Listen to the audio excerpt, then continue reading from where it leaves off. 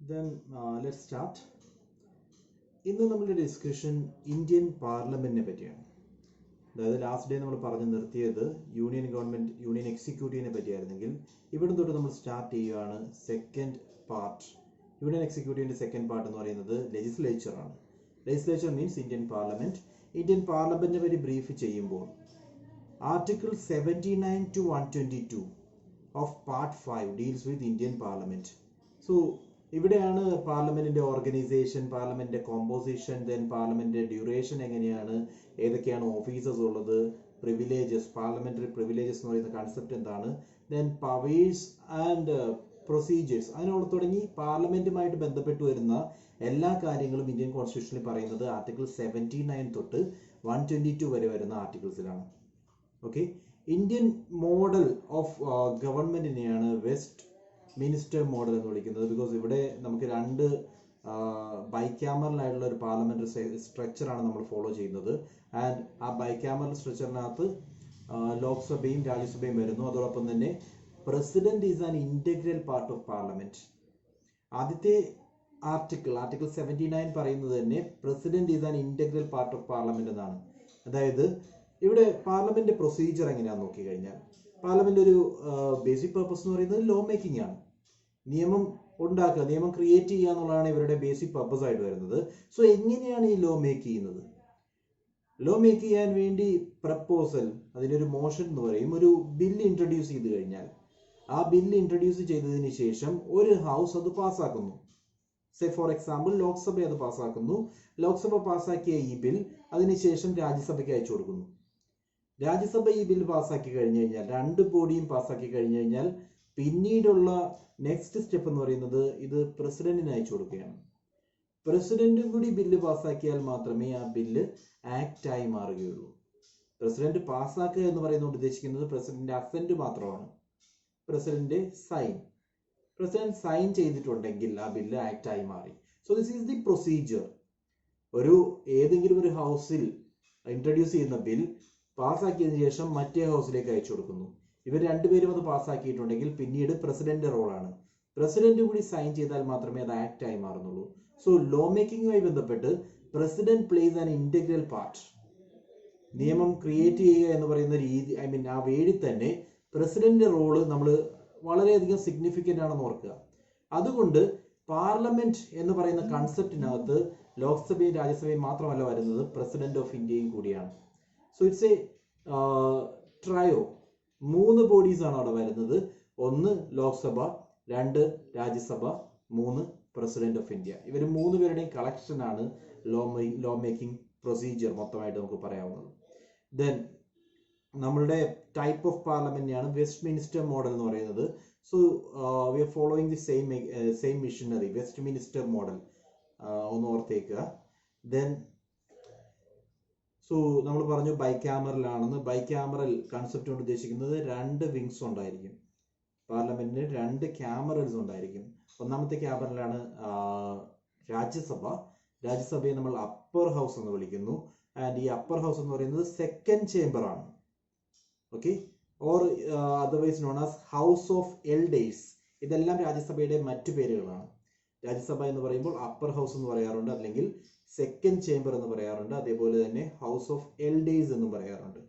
Whereas Lok Sabha എന്ന് പറയുന്നത് lower house ആണ്. ദെൻ ലോവർ ഹൗസ് ആയതുകൊണ്ട് അത് ഫസ്റ്റ് ചേംബർ ആണ്. Then it is also called popular house or house of people. ജനങ്ങളുടെ ഹൗസ് ആണ്. രാജ്യസഭ എന്ന് പറയുന്നത് ഹൗസ് ഓഫ് സ്റ്റേറ്റ്സ് ആണ്. സോ റെപ്രസെന്റേഷൻ വരുന്ന ആ രീതിയിലാണ്. സ്റ്റേറ്റിനെ റെപ്രസെന്റ് ചെയ്തുകൊണ്ടാണ് രാജ്യസഭ ആക്ട് ചെയ്യുന്നത്. വേറസ് പീപ്പിളിനെ, ആ വേർഡ് തന്നെയുണ്ട്, Rajya means state, Lok means people. പീപ്പിളിന്റെ റെപ്രസെന്റേഷൻ ആണ് ലോക്സഭയിൽ വരുന്നത്. So president acts as the integral part of parliament എന്ന് നമ്മൾ പറഞ്ഞു കഴിഞ്ഞു. ഇത്രയും കാര്യങ്ങൾ ബേസിസ് ആയിട്ട് ഓർക്കുക. ഇവിടെയാണ് നമ്മൾ സ്റ്റാർട്ട് ചെയ്യുന്നത്. Then let's move on to 2 houses. First, let's take about Rajya Sabha. രാജ്യസഭയുടെ കോമ്പോസിഷൻ എങ്ങനെയാണെന്ന് നോക്കാം. രാജ്യസഭയുടെ മാക്സിമം സ്ട്രെങ്ത് എന്ന് പറയുന്നത് as per constitution maximum strength ആകാവുന്നത് 250 മെമ്പേഴ്സ് ആണ്. ആ 250 മെമ്പേഴ്സിൽ 238 പേർ ഇലക്റ്റഡ് ആയിരിക്കണം. They will be the representatives of states and union territories. Election എന്ന് പറയുന്നത് ഡയറക്റ്റ് ഇലക്ഷൻ അല്ല, ഇൻഡയറക്റ്റ് ഇലക്ഷൻ ആണ്. അതായത് ഇവരെ ഇലക്ട് ചെയ്യുന്നത് നമ്മൾ ഇലക്ട് ചെയ്ത് വിട്ട MLA-മാരാണ്. So member of state legislative assemblies ആണ് MP-മാരെ, രാജ്യസഭ MP-മാരെ ഇലക്ട് ചെയ്യുന്നത്. സോ ഇതൊരു ഇൻഡയറക്റ്റ് ഇലക്ഷൻ ആണ്, ഡയറക്റ്റ് ഇലക്ഷൻ അല്ല. ദെൻ നമ്മൾ നമ്പർ പറഞ്ഞത് ടോട്ടൽ വേണ്ടത്, ടോട്ടൽ മാക്സിമം ആകാവുന്നത് 250 മെമ്പർഷിപ്പ് ആണ്. ആ 250 മെമ്പർഷിപ്പിൽ 238 മസ്റ്റ് ബി ഇലക്റ്റഡ്. ബാക്കി വരുന്ന 12 എന്ന് പറയുന്നത് നോമിനേറ്റഡ് മെമ്പേഴ്സ് ആണ്. പ്രസിഡന്റിന് നോമിനേറ്റ് ചെയ്യാം. അങ്ങനെ നോമിനേറ്റ് ചെയ്യുമ്പോൾ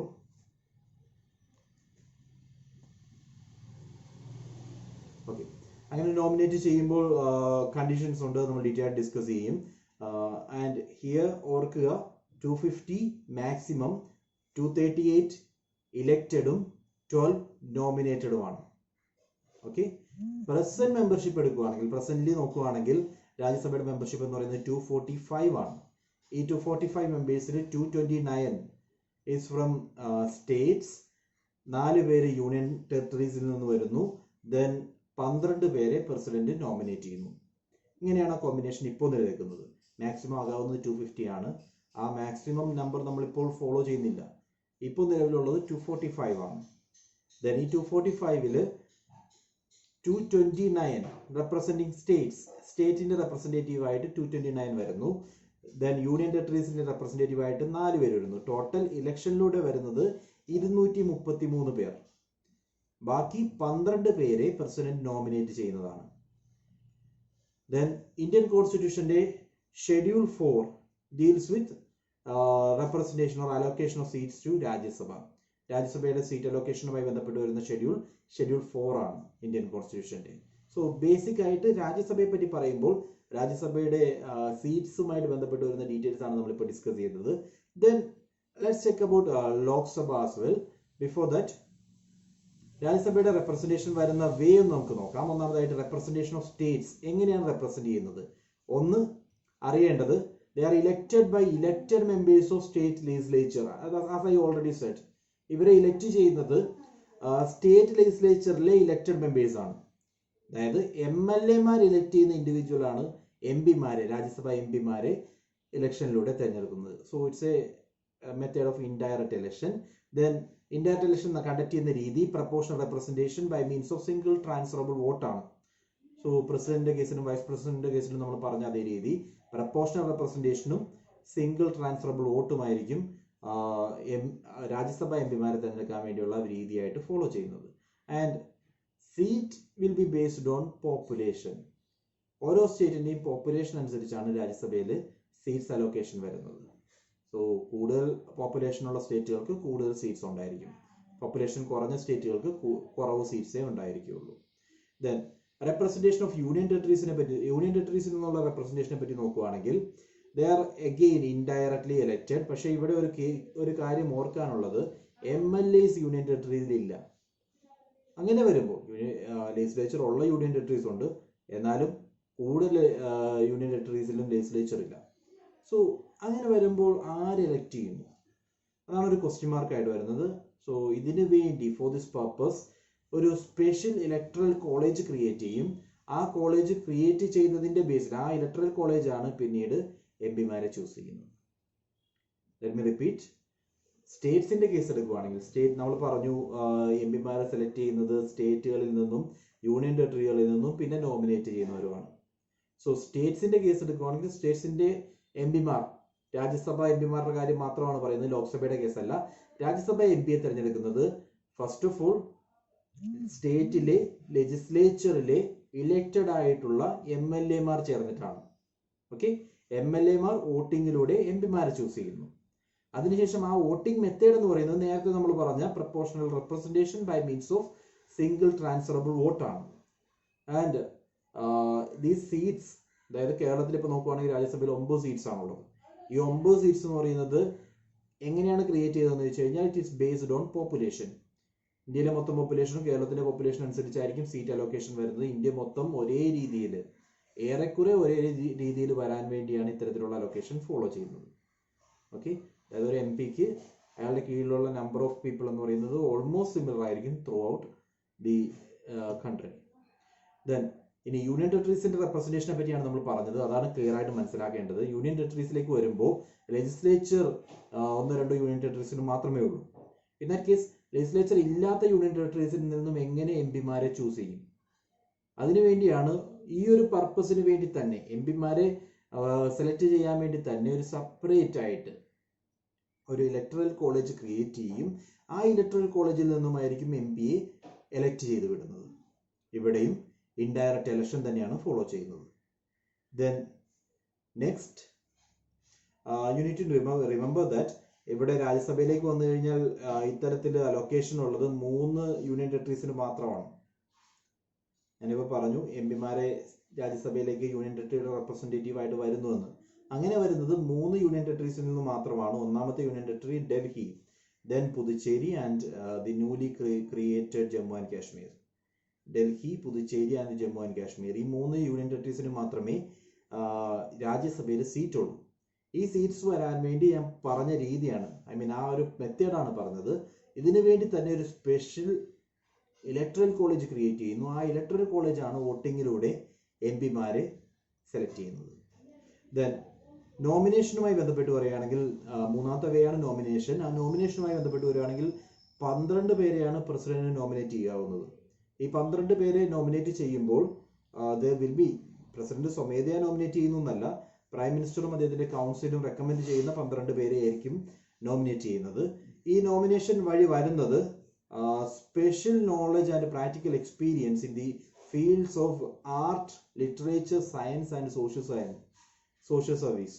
art, literature, science and social service, ഈ മേഖലയിൽ നിന്നുള്ള ഈ സ്പെഷ്യൽ ആയിട്ടുള്ള പ്രാക്ടിക്കൽ നോളജ് ഉള്ള അല്ലെങ്കിൽ സ്പെഷ്യൽ ആയിട്ട് പ്രൂവ് ചെയ്തിട്ടുള്ള ആളുകളെയാണ് പ്രസിഡന്റായിട്ട് ഇലക്ട് ചെയ്യുന്നത്. പ്രസിഡന്റായിട്ട് നോമിനേറ്റ് ചെയ്യുന്നത്. അങ്ങനെ നോമിനേറ്റ് ചെയ്ത് വിടുന്ന 12 പേരും രാജ്യസഭയിൽ ഉണ്ടാവും. സോ ഇതാണ് കോമ്പിനേഷൻ വരുന്നത്. ടോട്ടൽ കോമ്പോസിഷൻ വരുന്നത് ഇങ്ങനെയാണ്.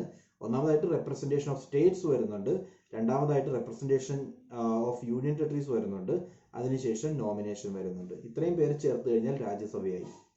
അടുത്തതായിട്ട് ലോക്സഭയെ പറ്റി പറയുകയാണെങ്കിൽ ലോക്സഭയുടെ മാക്സിമം സ്ട്രെങ്ത് ആകാവുന്നത്, പോസിബിൾ ആയിട്ടുള്ള മാക്സിമം സ്ട്രെങ്ത് എന്ന് പറയുന്നത് 552 ആണ്. 552 മാക്സിമം സ്ട്രെങ്ത് ആകുമ്പോൾ കണ്ടീഷൻസ് ഇതാണ്: 350 പേർ സ്റ്റേറ്റ്സിന്റെ റെപ്രസെന്റേറ്റീവ് ആയിരിക്കണം, 20 പേർ യൂണിയൻ ടെറിട്ടറീസിന്റെ റെപ്രസെന്റേറ്റീവും, 2 മെമ്പേഴ്സ് ആംഗ്ലോ ഇന്ത്യൻ കമ്മ്യൂണിറ്റിയിൽ നിന്നും നോമിനേറ്റ് ചെയ്തു വന്നവരും ആയിരിക്കണം. ഇതാണ് ഇനീഷ്യൽ കോൺസ്റ്റിറ്റ്യൂഷനകത്ത് ഉണ്ടായിരുന്നത്. ബിക്കോസ് ഞാനത് റിപ്പീറ്റ് ചെയ്യാനുള്ള കാരണം ഈ പറയുന്ന പ്രൊവിഷൻ, ആംഗ്ലോ ഇന്ത്യൻ കമ്മ്യൂണിറ്റിയിൽ നിന്നും നോമിനേറ്റ് ചെയ്തു വരുന്ന പ്രൊവിഷൻ 2020 വരെയായിരുന്നു എക്സ്റ്റെൻഡ് ചെയ്തിരുന്നത്. 95th കോൺസ്റ്റിറ്റ്യൂഷൻ അമെൻമെന്റ് ആക്ട് പ്രകാരം ഈ പറയുന്ന പ്രൊവിഷൻ 2 ഇൻഡിവിജ്വലിനെ ലോക്സഭയിലേക്ക് നോമിനേറ്റ് ചെയ്യാം എന്നുള്ള പ്രൊവിഷൻ 95th അമെൻമെന്റ് പ്രകാരം 2020 വരെ എക്സ്റ്റെൻഡ് ചെയ്തിരുന്നു. പക്ഷേ 2020 ആയപ്പോൾ ഈ പറയുന്ന ഒരു പ്രൊവിഷൻ ഇതോടുകൂടി ഇല്ലാതെയാവുകയാണ്. ഇനി അങ്ങോട്ടേക്ക് ആംഗ്ലോ ഇന്ത്യൻ പ്രതിനിധികളെ നമുക്ക് ലോക്സഭയിൽ കാണാൻ സാധിക്കില്ല. ആ ഒരു പ്രൊവിഷൻ വേണ്ട എന്ന് വെച്ചു. സോ ഇപ്പോഴത്തെ രീതിയിൽ, ഇപ്പോഴത്തെ പ്രസന്റ് സിറ്റുവേഷൻ നമ്മൾ നോക്കുകയാണെങ്കിൽ 552 എന്ന് പറയുന്നത് മാക്സിമം സ്ട്രെങ്ത് ആണ്. ആ maximum സ്ട്രെങ്ത്തിൽ 530 must be representing states and 20 will be from union territories and remaining 2 are Anglo-Indian representatives. Then ഇപ്പോഴത്തെ പ്രസന്റ് സിറ്റുവേഷൻ നോക്കുകയാണെങ്കിൽ പ്രസന്റ്ലി ലോക്സഭയുടെ മെമ്പർഷിപ്പ് എന്ന് പറയുന്നത് 545 ആണ്. ഈ 545ൽ നേരത്തെ പറഞ്ഞതുപോലെ 530 സ്റ്റേറ്റുകളെ റെപ്രസെന്റ് ചെയ്യുന്നു, 13 പേർ യൂണിയൻ ടെറിട്ടറീസിനെ റെപ്രസെന്റ് ചെയ്യുന്നു, 2 പേർ ആംഗ്ലോ ഇന്ത്യൻ മെമ്പേഴ്സ് ആണ്. Composition of Lok Sabha, composition of Rajya Sabha എന്ന് ഓർക്കുക, രണ്ടും ഒന്ന് കമ്പയർ ചെയ്യാം. രാജ്യസഭയുടെ കോമ്പോസിഷൻ എടുത്തു കഴിഞ്ഞാൽ മാക്സിമം സ്ട്രെങ്ത് എന്ന് പറയുന്നത് 250 ആയിരുന്നു. ആ 250ൽ 238 എന്ന് പറയുന്നത് സ്റ്റേറ്റിന്റെയും യൂണിയൻ ടെറിട്ടറീസിന്റെ റെപ്രസെന്റേറ്റീവ് ആയിരിക്കും ആൻഡ് 12 പേരെ നോമിനേറ്റ് ചെയ്യുന്നവരായിരിക്കും. ദെൻ ഇപ്പോഴത്തെ നിലവിലെ സ്ട്രെങ്ത് എടുക്കുകയാണെങ്കിൽ 245 ആണ് മാക്സിമം. ഇപ്പോൾ നിലവിൽ രാജ്യസഭയുടെ സ്ട്രെങ്ത് എന്ന് പറയുന്നത്. ആ 245ൽ 233 സ്റ്റേറ്റ്സിൽ നിന്നും യൂണിയൻ ടെറിട്ടറീസിൽ നിന്നും ഇലക്ഷനിലൂടെ തിരഞ്ഞെടുക്കുന്നവർ, ഇൻഡയറക്റ്റ് ഇലക്ഷനിലൂടെ തിരഞ്ഞെടുക്കുന്നവർ. ബാക്കി വരുന്ന 12 പേരെ പ്രസിഡന്റ് ആയിട്ട് നോമിനേറ്റ് ചെയ്യുന്നവരാണ്. ഇവിടെ ലോക്സഭയിലാണെങ്കിൽ മാക്സിമം എന്ന് പറയുന്നത് 552 ആണ്. ഈ 552-ൽ 530 സ്റ്റേറ്റ്സുകളിൽ നിന്ന് വരുന്നു. 20 പേഴ്സൺസ് യൂണിയൻ ടെറിട്ടറീസിൽ നിന്നാകാം. ദെൻ 2 പേര് ആംഗ്ലോ ഇന്ത്യൻ പ്രതിനിധികളായിരിക്കണം. ഇതായിരുന്നു കണ്ടീഷൻ. ഇതാണ് മാക്സിമം. നിലവിൽ നോക്കുമ്പോൾ 552 ഇല്ല, 545 ഉള്ളൂ. ഈ 545-ൽ 530 ഈസ് റെപ്രസെന്റിങ് സ്റ്റേറ്റ്സിന്റെ റെപ്രസെന്റേറ്റീവ് ആണ്. ദെൻ ബാക്കി വരുന്ന 15 പേരിൽ 13 പേര് യൂണിയൻ ടെറിട്ടറീസിനെ റെപ്രസെന്റ് ചെയ്യുന്നു, 2 പേര് ആംഗ്ലോ ഇന്ത്യൻ പ്രതിനിധികളാണ്. അതാണ് നിലവിലെ സിറ്റുവേഷൻ.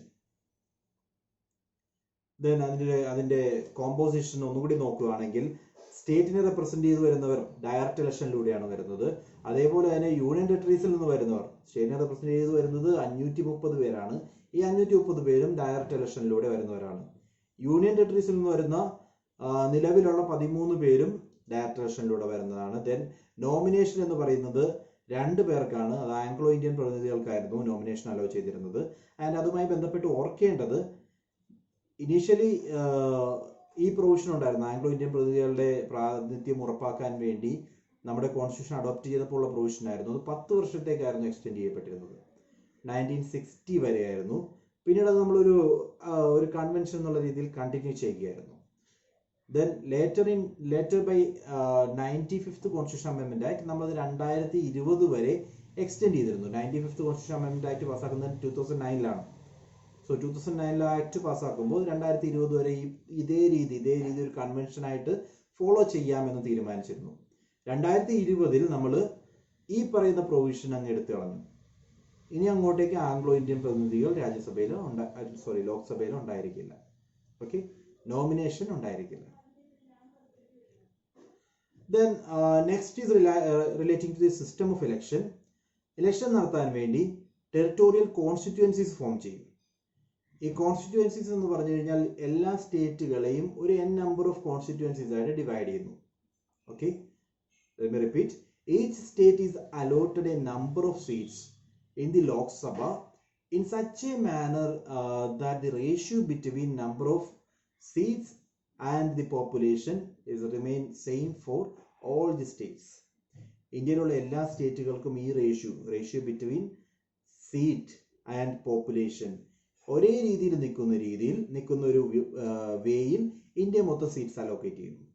അതായത് ഒരു സീറ്റ് എടുത്തു കഴിഞ്ഞാൽ ആ സീറ്റിന്റെ റെപ്രസെന്റ് ചെയ്തു വരുന്ന പീപ്പിൾ, ഒരു MP എടുത്തു കഴിഞ്ഞാൽ ആ MP റെപ്രസെന്റ് ചെയ്തു വരുന്ന പീപ്പിൾ എന്ന് പറയുന്നത് ഓൾമോസ്റ്റ് സിമിലർ ആയിരിക്കും. കേരളത്തിലെ 9 MP-മാരുണ്ടെങ്കിൽ ഈ 9 MP-മാർക്കും ഏതാണ്ട് ഒരേ രീതിയിലുള്ള പോപ്പുലേഷനെ റെപ്രസെന്റ് ചെയ്തിട്ടായിരിക്കും, ഒരേ രീതിയിലുള്ള ആളുകൾ, ഒരേ നമ്പർ ഓഫ് ആളുകൾ വോട്ട് ചെയ്തിട്ടായിരിക്കും ഇവർ ഇലക്ഷനിലൂടെ സെലക്ട് ചെയ്യപ്പെടുന്നത്. ഓക്കെ, സോ പക്ഷേ ഈ പറയുന്ന provision is not applicable in case of regions, I mean states which having a population of less than 6 million. അതായത് 60 ലക്ഷത്തിൽ താഴെ പോപ്പുലേഷൻ ഉള്ള സ്റ്റേറ്റുകളാണെങ്കിൽ ഈ പ്രൊവിഷൻ ആപ്ലിക്കബിൾ അല്ല. അതിന് മുകളിൽ പോപ്പുലേഷൻ ഉള്ള സ്റ്റേറ്റ്സ് ആണെങ്കിൽ മാത്രമേ ഈ പറയുന്ന പ്രൊവിഷൻ ആപ്ലിക്കബിൾ ആവുള്ളൂ. സ്റ്റേറ്റിന്റെ ടെറിട്ടോറിയൽ കോൺസ്റ്റിറ്റ്യുവൻസീസ് ലോക്സഭയുടെ കേസിൽ അലോക്കേറ്റ് ചെയ്യുന്ന രീതിയാണ് ഞാൻ പറഞ്ഞത്. അലോക്കേറ്റ് ചെയ്യുന്നത് പോപ്പുലേഷനെ ബേസ് ചെയ്തിട്ടാണ്. സോ ഇവിടെ ചെയ്യുന്നത് എങ്ങനെയാണെന്ന് വെച്ച് കഴിഞ്ഞാൽ ടോട്ടൽ പോപ്പുലേഷനെ വച്ചുകൊണ്ട് MP-മാരുടെ സീറ്റുകൾ ഓൾമോസ്റ്റ് സിമിലർ ആവുന്ന രീതിയിൽ ഓരോ MP-യും ഒരു നിശ്ചിത നമ്പർ ഓഫ് പോപ്പുലേഷനെ റെപ്രസെന്റ് ചെയ്യുന്ന രീതിയിലാണ് സീറ്റ് അലോക്കേഷൻ നടത്തുന്നത്. ഓക്കെ, അതായത് ഒരു MP എടുത്തു കഴിഞ്ഞാൽ അയാളുടെ പിറകിലുള്ളത് ഒരു 1 crore ഇൻഡിവിജ്വൽസ് ആണെങ്കിൽ അതേ രീതിയിലായിരിക്കും ത്രൂ ഔട്ട് ഇന്ത്യ. അതേ രീതിയിലുള്ളൊരു മെക്കാനിസം ആണ് ഫോളോ ചെയ്യുന്നത്.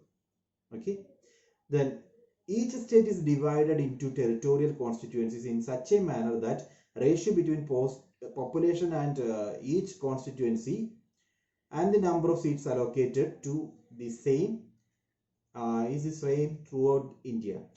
So നമ്മൾ പറഞ്ഞ കേസാണ്, എല്ലാ കോൺസ്റ്റിറ്റ്യുവൻസിയും ഡിവൈഡ് ചെയ്യുന്ന അങ്ങനെയാണ്.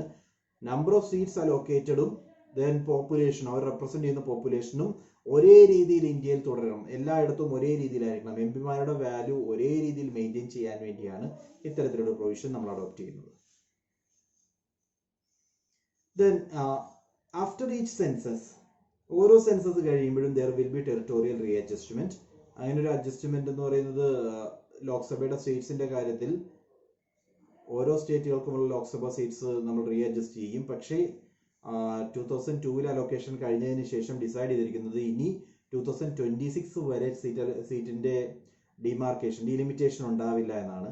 അതിനുള്ള റീസൺ സ്റ്റേറ്റ്സ് ലൈക്ക് കേരള, നമ്മളുടെ സ്റ്റേറ്റ് പോലുള്ള സ്റ്റേറ്റുകൾ മാക്സിമം എഫേർട്ട് എടുത്തിട്ടുണ്ട് പോപ്പുലേഷൻ കൺട്രോളിലും അതേപോലെ സ്റ്റാൻഡേർഡ് ഓഫ് ലിവിങ് ഇംപ്രൂവ്മെന്റിനും ഒക്കെ. സോ പോപ്പുലേഷൻ കൺട്രോളിൽ എഫേർട്ട് എടുത്ത ഈ സ്റ്റേറ്റിന് ഇത്തരത്തിലൊരു ഡീലിമിറ്റേഷൻ വന്നു കഴിഞ്ഞാൽ എം പിമാരുടെ എണ്ണം കുറയും. എന്തുകൊണ്ടാണെന്നൊന്ന് ചിന്തിച്ചു നോക്കുക. അതായത് പോപ്പുലേഷൻ കൂടുതലുള്ള സ്റ്റേറ്റുകൾക്ക് കൂടുതൽ സീറ്റ് കിട്ടുന്നു, പോപ്പുലേഷൻ കുറച്ച സ്റ്റേറ്റുകൾക്ക് സീറ്റുകളുടെ എണ്ണവും കുറയുന്നു. ഈ ഒരു സിറ്റുവേഷനാണ് ആക്ച്വലി പോപ്പുലേഷൻ ബേസ് ചെയ്തിട്ടുള്ള ഡീലിമിറ്റേഷൻ കൊണ്ട് ഉണ്ടാവുന്നത്. അത് അവോയ്ഡ് ചെയ്യാൻ വേണ്ടിയാണ് 2002 വരെ ഡീലിമിറ്റേഷൻ നടന്നിട്ടുണ്ട്. 2002 പ്രസന്റ് സീറ്റ് ആയിട്ട് തന്നെ മെയിൻറ്റെയിൻ ചെയ്യാം. ഇനി 2020 വരെ സീറ്റ് അലൊക്കേഷനിൽ മാറ്റം വരുത്തേണ്ടതെന്ന് തീരുമാനിച്ചിട്ടുള്ളത്. Okay, then the system of election. ലോക്സഭയിലേക്കുള്ള സിസ്റ്റം ഓഫ് ഇലക്ഷൻ എന്ന് പറയുന്നത് ഫസ്റ്റ് പാസ് ദി പോസ്റ്റ് ആണ്. ഫസ്റ്റ് പാസ് ദി പോസ്റ്റ് എന്ന് പറഞ്ഞു കഴിഞ്ഞാൽ though the constitution has adopted the system of proportional representation for രാജ്യസഭയുടെ സിസ്റ്റം എന്ന് പറയുന്നത് പ്രൊപ്പോർഷണൽ റെപ്രസെന്റേഷൻ ആണ്. It has not preferred the same system for Lok Sabha. Instead they adopted a system of territorial representation by using first past the post system. അതായത് ഏറ്റവും കൂടുതൽ vote കിട്ടുന്ന individual അവരായിരിക്കും representative ആയിട്ട് വരുന്നത്. അതായത് ഏറ്റവും കൂടുതൽ ഒരു മത്സരം പോലെ ഏറ്റവും കൂടുതൽ ആരാണോ മുന്നിലെത്തുന്നത് അവർക്ക് റൂൾ ചെയ്യാം, അവർക്ക് ഇതിന്റെ പാർട്ടായി തീരാം. അത്തരത്തിലുള്ള ഒരു സിസ്റ്റമാണ് first past the post system. So ഇങ്ങനെ ഒരു സിസ്റ്റമാണ് നമ്മളിപ്പോൾ ഫോളോ ചെയ്യുന്നത്. ദെൻ ഡ്യൂറേഷൻ എടുത്തു കഴിഞ്ഞാൽ ലോക്സഭ ഓരോ 5 വർഷം കഴിയും തോറും പിരിയുന്നു. അതിനുശേഷം പുതിയ ലോക്സഭ നിലവിൽ വരും. ഓക്കെ, ഓരോ 5 വർഷമാണ് ലോക്സഭയുടെ ഡ്യൂറേഷൻ. 5 വർഷം ഒരു ഇലക്ഷനിലൂടെ ലോക്സഭ ഇലക്ഷൻ കഴിയുമ്പോൾ ഒരു മന്ത്രിസഭ അധികാരം ഏറ്റെടുക്കുന്നു, പാർലമെന്റിൽ ലോക്സഭ അധികാരത്തിൽ വരുന്നു. അവര് 5 വർഷം കണ്ടിന്യൂ ചെയ്യുന്നു. അതിനു മുമ്പ് അവർക്ക് പിരിഞ്ഞു പോകാനുള്ള പ്രൊവിഷൻ ഉണ്ട്. വേണമെങ്കിൽ റിസൈൻ ചെയ്ത് പോകാം, പ്രൈം മിനിസ്റ്റർക്ക് പിരിച്ചുവിടുകയും ചെയ്യാം. സോ ഇനീഷ്യലി വോട്ടിങ്ങിലൂടെ വന്നു കഴിഞ്ഞാൽ 5 വർഷമാണ് ലോക്സഭയുടെ ടൈം പീരീഡ്. 5 വർഷം കഴിയുമ്പോൾ ഡിസൊല്യൂഷൻ, കംപ്ലീറ്റ് ഹൗസും ഡിസോൾവ് ചെയ്യുകയാണ് ലോക്സഭയുടെ കേസിൽ. വേറെ രാജ്യസഭ എടുത്തു കഴിഞ്ഞാൽ സിസ്റ്റം ടോട്ടലി ഡിഫറെന്റ് ആണ്. രാജ്യസഭയിൽ ഒരു കംപ്ലീറ്റ് ഡിസൊല്യൂഷൻ എന്ന് പറയുന്ന ഒരു സിറ്റുവേഷനേ ഇല്ല. അതുകൊണ്ടാണ് രാജ്യസഭയെ ഒരു പെർമനന്റ് ബോഡി എന്ന് വിളിക്കുന്നത്. ഓക്കെ, ടോട്ടൽ മെമ്പർഷിപ്പിന്റെ 1/3 മാത്രമാണ് ഓരോ 2 വർഷം കൂടുമ്പോഴും പിരിഞ്ഞു പോകുന്നത്. Let me repeat, ടോട്ടൽ മെമ്പർഷിപ്പിന്റെ 1/3 ഓരോ 2 വർഷം കൂടുമ്പോഴും പിരിഞ്ഞു പോകുന്നു. ബാക്കി വരുന്ന ഇൻഡിവിജ്വൽ ആ 1/3 പോയതിന് പകരം പുതിയ 1/3 ആഡ് ചെയ്യുന്നു. ഇവരുടെ ടൈം ഡ്യൂറേഷൻ എന്ന് പറയുന്നത് ഒരു ഇൻഡിവിജ്വലില് 6 വർഷമാണ് ലോക്സഭയിൽ കണ്ടിന്യൂ ചെയ്യാവുന്നത്. രാജ്യസഭയിൽ 5 ആണ്, ഇവിടെ 6 വർഷമാണ്. സോ ഇവിടെ ഒരു പെർമനന്റ് ബോഡി എന്ന് വിളിക്കാനുള്ള കാരണം ഒരു കംപ്ലീറ്റ് ഡിസൊല്യൂഷൻ സംഭവിക്കുന്നില്ല. ലോക്സഭ ഒരിക്കലും പൂർണ്ണമായിട്ട് പിരിച്ചുവിടുന്നില്ല. പിരിച്ചുവിടുന്നത് 1/3 എന്നുള്ള രീതിയിലാണ്. ഓരോ 2 വർഷം കൂടുമ്പോഴും സഭയിലുണ്ടായിരുന്ന 6 വർഷം പൂർത്തിയാക്കിയ 1/3 അവര് റിട്ടയർ ആയി പോകുന്നു. അതിനുശേഷം പുതിയ 1/3 വരുന്നു. ദെൻ വീണ്ടും 2 വർഷം കഴിയുമ്പോൾ വേറൊരു 1/3 റിട്ടയർ ആയി പോകുന്നു, പുതിയ 1/3 വരുന്നു. ഈ സിസ്റ്റമാണ് രാജ്യസഭയിൽ ഫോളോ ചെയ്യുന്നത്. ദെൻ രാജ്യസഭ മെമ്പേഴ്സ് ആയിട്ടിരുന്നത് അവര് റിട്ടയർ ആയി കഴിഞ്ഞു കഴിഞ്ഞാൽ they are eligible for re election. അവിടെ ഒരു ടൈം പീരീഡോ നമ്പർ ഓഫ് ടൈംസിന്റെ റെസ്ട്രിക്ഷൻസോ ഒന്നുമില്ല. They are eligible for re-election and renomination any number of times. ലോക്സഭയുടെ കേസ് നമ്മൾ പറഞ്ഞു. ലോക്സഭയുടെ കാര്യത്തിൽ ഓർക്കേണ്ടത് ഓരോ 5 ഇയർ കഴിയുമ്പോഴും ലോക്സഭ ഡിസോൾവ് ചെയ്യപ്പെടും. ആൻഡ് ടൈം പീരീഡ് എന്ന് പറയുന്നത് ഒരു പെർമനന്റ് ബോഡി അല്ല. ടൈം പീരീഡ് എന്ന് പറയുന്നത് 5 വർഷമാണ്. ഒരു ലോക്സഭ ഇലക്ഷനിലൂടെ തിരഞ്ഞെടുത്തിട്ടുണ്ടെങ്കിൽ 5 വർഷം തികയുമ്പോൾ അടുത്ത ഇലക്ഷൻ നടന്നിരിക്കും. അതിന് മുമ്പും നടക്കാം ഇൻ കേസ് ലോക്സഭ പിരിഞ്ഞു പോവുകയാണെങ്കിൽ. അതായത് പ്രൈം മിനിസ്റ്റർ റിസൈൻ ചെയ്ത് പോവുകയാണ്, അല്ലെങ്കിൽ ലോക്സഭ മൊത്തമായിട്ട് പിരിഞ്ഞു പോവുകയാണ്, ഏതെങ്കിലും ഒരു സിറ്റുവേഷനിൽ ലോക്സഭ രാജിവെച്ച് പോവുകയാണെങ്കിൽ മുൻകൂട്ടിയും ഇലക്ഷൻ നടക്കാം. Then let's see the qualifications. ഒരു പാർലമെന്റേറിയൻ ആകാൻ വേണ്ട qualification, he must be a citizen of India, first condition. Then he must make and subscribe to an oath and affirmation before the person authorized by the election commission for the purpose. Oath and affirmation നടത്തിയിരിക്കണം, ഒരു oath എടുക്കാൻ തയ്യാറായിരിക്കണം. ആ ഓത്ത് എന്ന് പറയുന്നത് first thing, ഓത്തിനുണ്ടായിരിക്കേണ്ട കാര്യങ്ങളാണ്. First thing, to bear true faith and allegiance to the constitution. കോൺസ്റ്റിറ്റ്യൂഷന് true ഫെയ്ത്തോടു കൂടി ഫോളോ ചെയ്യാം, കംപ്ലീറ്റ്ലി കോൺസ്റ്റിറ്റ്യൂഷൻ ബേസ് ചെയ്തിട്ടായിരിക്കും നിൽക്കുന്നത് എന്നൊരു ഫെയ്ത്ത് ആൻഡ് അലിജൻസ് ബെയർ ചെയ്യാം. Then second, to uphold the sovereignty and integrity of India. ഇന്ത്യയുടെ ഐക്യവും ഇന്ത്യയുടെ സ്വയംഭരണാധികാരവും നിലനിർത്തുക. ഇതൊക്കെയാണ്, ഈ രണ്ട് കാര്യങ്ങൾ ഉൾക്കൊള്ളിച്ചുകൊണ്ടായിരിക്കണം എം പിമാരുടെ ഓത്ത് ടേക്കിംഗ്. ദെൻ മൂന്നാമത്തെ condition, he must be not less than 30 years of age in case of Rajya Sabha. Rajya Sabha member ആകണമെങ്കിൽ മിനിമം 30 വയസ്സെങ്കിലും പ്രായം ഉണ്ടായിരിക്കണം. വേറെ ലോക്സഭ മെമ്പർ ആകണമെങ്കിൽ മിനിമം 25 വയസ്സെങ്കിലും പ്രായം ഉണ്ടായിരിക്കണം. Then he must possess all other qualifications prescribed by the parliament. ഇതൊന്നും കൂടാതെ parliament from time to time വേറെ വല്ല ക്വാളിഫിക്കേഷൻസും ആഡ് ചെയ്ത് തന്നിരിക്കും. ആ പറയുന്ന എല്ലാ ക്വാളിഫിക്കേഷനും ഫോളോ ചെയ്യുന്ന ഇൻഡിവിജ്വൽ ആയിരിക്കണം. So as per constitution 4 conditions ആണ് പറയുന്നത്. ഒന്നാമത്തത് സിറ്റിസൺ ഓഫ് ഇന്ത്യ ആയിരിക്കണം. ദെൻ ഒരു ഓത്ത് എടുക്കാൻ തയ്യാറായിരിക്കണം. മൂന്നാമതായിട്ട് അവരുടെ മിനിമം ഏജ് എന്ന് പറയുന്നത്, മാക്സിമം ഏജ് എന്ന് പറയുന്ന കണ്ടീഷൻ ഇല്ല. മിനിമം ഏജ് എന്ന് പറയുന്നത് രാജ്യസഭയാണെങ്കിൽ 30 വയസ്സും ലോക്സഭയാണെങ്കിൽ 25 വയസ്സെങ്കിലും ഉണ്ടായിരിക്കണം.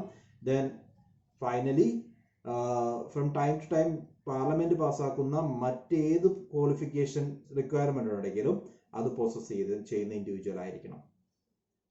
ഇത് കൂടാതെ there are some additional qualifications. Representation of People's Act 1951 പാസ്സാക്കുന്നത് വഴി വന്ന ചില അഡീഷണൽ ക്വാളിഫിക്കേഷൻസ് ഉണ്ട്. ആ അഡീഷണൽ ക്വാളിഫിക്കേഷൻ ഒന്നാമത്തെയാണ്, he must be registered as an elector for a parliamentary constituency. ഒരു ഇലക്ടർ ആയിട്ട് രജിസ്റ്റർ ചെയ്തിരിക്കണം. രണ്ടാമതായിട്ട്, ഇനി ഇൻ കേസ് ഷെഡ്യൂൾഡ് ട്രൈബിന് റിസർവ്ഡ് ആയിട്ടുള്ള ഏരിയ അല്ലെങ്കിൽ ഷെഡ്യൂൾഡ് കാസ്റ്റിന് റിസർവ്ഡ് ആയിട്ടുള്ള ഏരിയാസ് ആണെങ്കിൽ അവിടെ മത്സരിക്കുന്ന ഇൻഡിവിജ്വൽ അതേ കാസ്റ്റിലും അതേ ട്രൈബിലും പെട്ട ഇൻഡിവിജ്വൽ ആയിരിക്കണം. ഇത് രണ്ടും അഡീഷണൽ ക്വാളിഫിക്കേഷൻസ് ആണ് as per representation of people's act 1951. Okay. Then disqualifications. ഒരു പാർലമെന്റേറിയൻ പുറത്താക്കപ്പെടാവുന്ന സാഹചര്യങ്ങൾ, ഒന്ന്, if he holds any office of profit under union or state government. Office of profit held ചെയ്യാൻ പാടില്ല. ഏതെങ്കിലും ഒരു ഓഫീസ് ഓഫ് പ്രോഫിറ്റ് ഹെൽഡ് ചെയ്യുകയാണെങ്കിൽ that will be a ground for disqualification. അവിടെ എക്സെപ്ഷൻസ് ഉണ്ട്. except that a minister or any other office exempted by parliament. ഒരു minister എന്ന് പറയുന്ന ഒരു ഓഫീസിനെ ഓഫീസ് ഓഫ് പ്രോഫിറ്റ് ആയിട്ട് കരുതില്ല. അതേപോലെ തന്നെ പാർലമെന്റ് ആയിട്ട് പറയുന്ന എക്സംഷൻ ആണെന്ന് പറയുന്ന വേറെ ഏതെങ്കിലും പോസ്റ്റുകൾ ഉണ്ടെങ്കിൽ അതും ഒരു ഡിസ്ക്വാളിഫിക്കേഷൻ ആവില്ല. Okay. First disqualification, office of profit held ചെയ്യുവാണെങ്കിൽ. ആ ഓഫീസ് ഓഫ് പ്രോഫിറ്റ് എന്താണെന്നുള്ളതുമായി ബന്ധപ്പെട്ട് റീസെന്റ് ഒരുപാട് ആർട്ടിക്കിൾസ് വന്നിട്ടുണ്ട്. ഇതുമായി ബന്ധപ്പെട്ട് ഒരു ക്ലാരിറ്റി ഇല്ലായ്മ പലയിടത്തും ഉണ്ട്. അതുകൊണ്ട് അതുമായി ബന്ധപ്പെട്ട് റീസെന്റ് ആർട്ടിക്കിൾസ് നിങ്ങൾ വായിച്ചു നോക്കണം.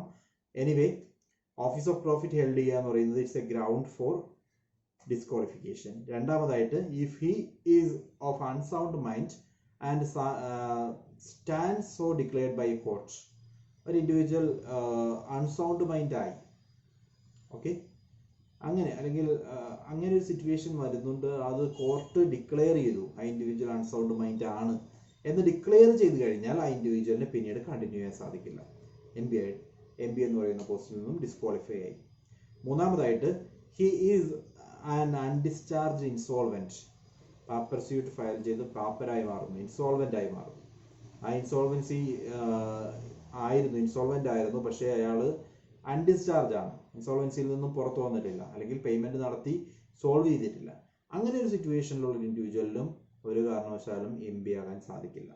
Then if he is not a citizen of India or has voluntary acquired citizenship of a foreign state or is under any acknowledgement or allegiance to a foreign state. ഈ individual citizen ആയിരിക്കുക എന്ന് പറയുന്നത് ഒരു primary condition ആണ്. Individual citizen ആവാതിരുന്നു കഴിഞ്ഞാൽ, അല്ലെങ്കിൽ മറ്റൊരു കൺട്രിയുടെ സിറ്റിസൺഷിപ്പ് അക്യൂർ ചെയ്തു കഴിഞ്ഞാൽ, അതുമല്ലെങ്കിൽ മറ്റൊരു കൺട്രിയുമായി ഏതെങ്കിലും ഒരു തരത്തിലൊരു അലിജൻസ് ഉണ്ടെന്ന് പ്രൂവ് ചെയ്യപ്പെട്ട് കഴിഞ്ഞാൽ, ഇങ്ങനെയൊക്കെ സംഭവിച്ചു കഴിഞ്ഞാൽ ഈ individual disqualify ആകപ്പെടും.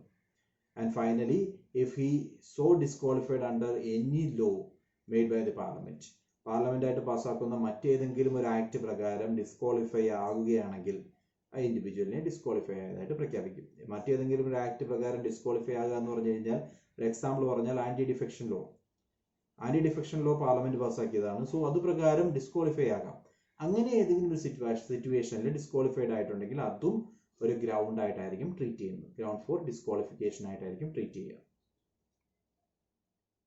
Then there are some additional disqualification grounds provided by Representation of People's Act 1951. Qualification Representation of People's Act പറഞ്ഞതുപോലെ തന്നെ ഡിസ്ക്വാളിഫിക്കേഷൻ ഉള്ള ഗ്രൗണ്ട്സും Representation of People's Act പറഞ്ഞിട്ടുണ്ട്.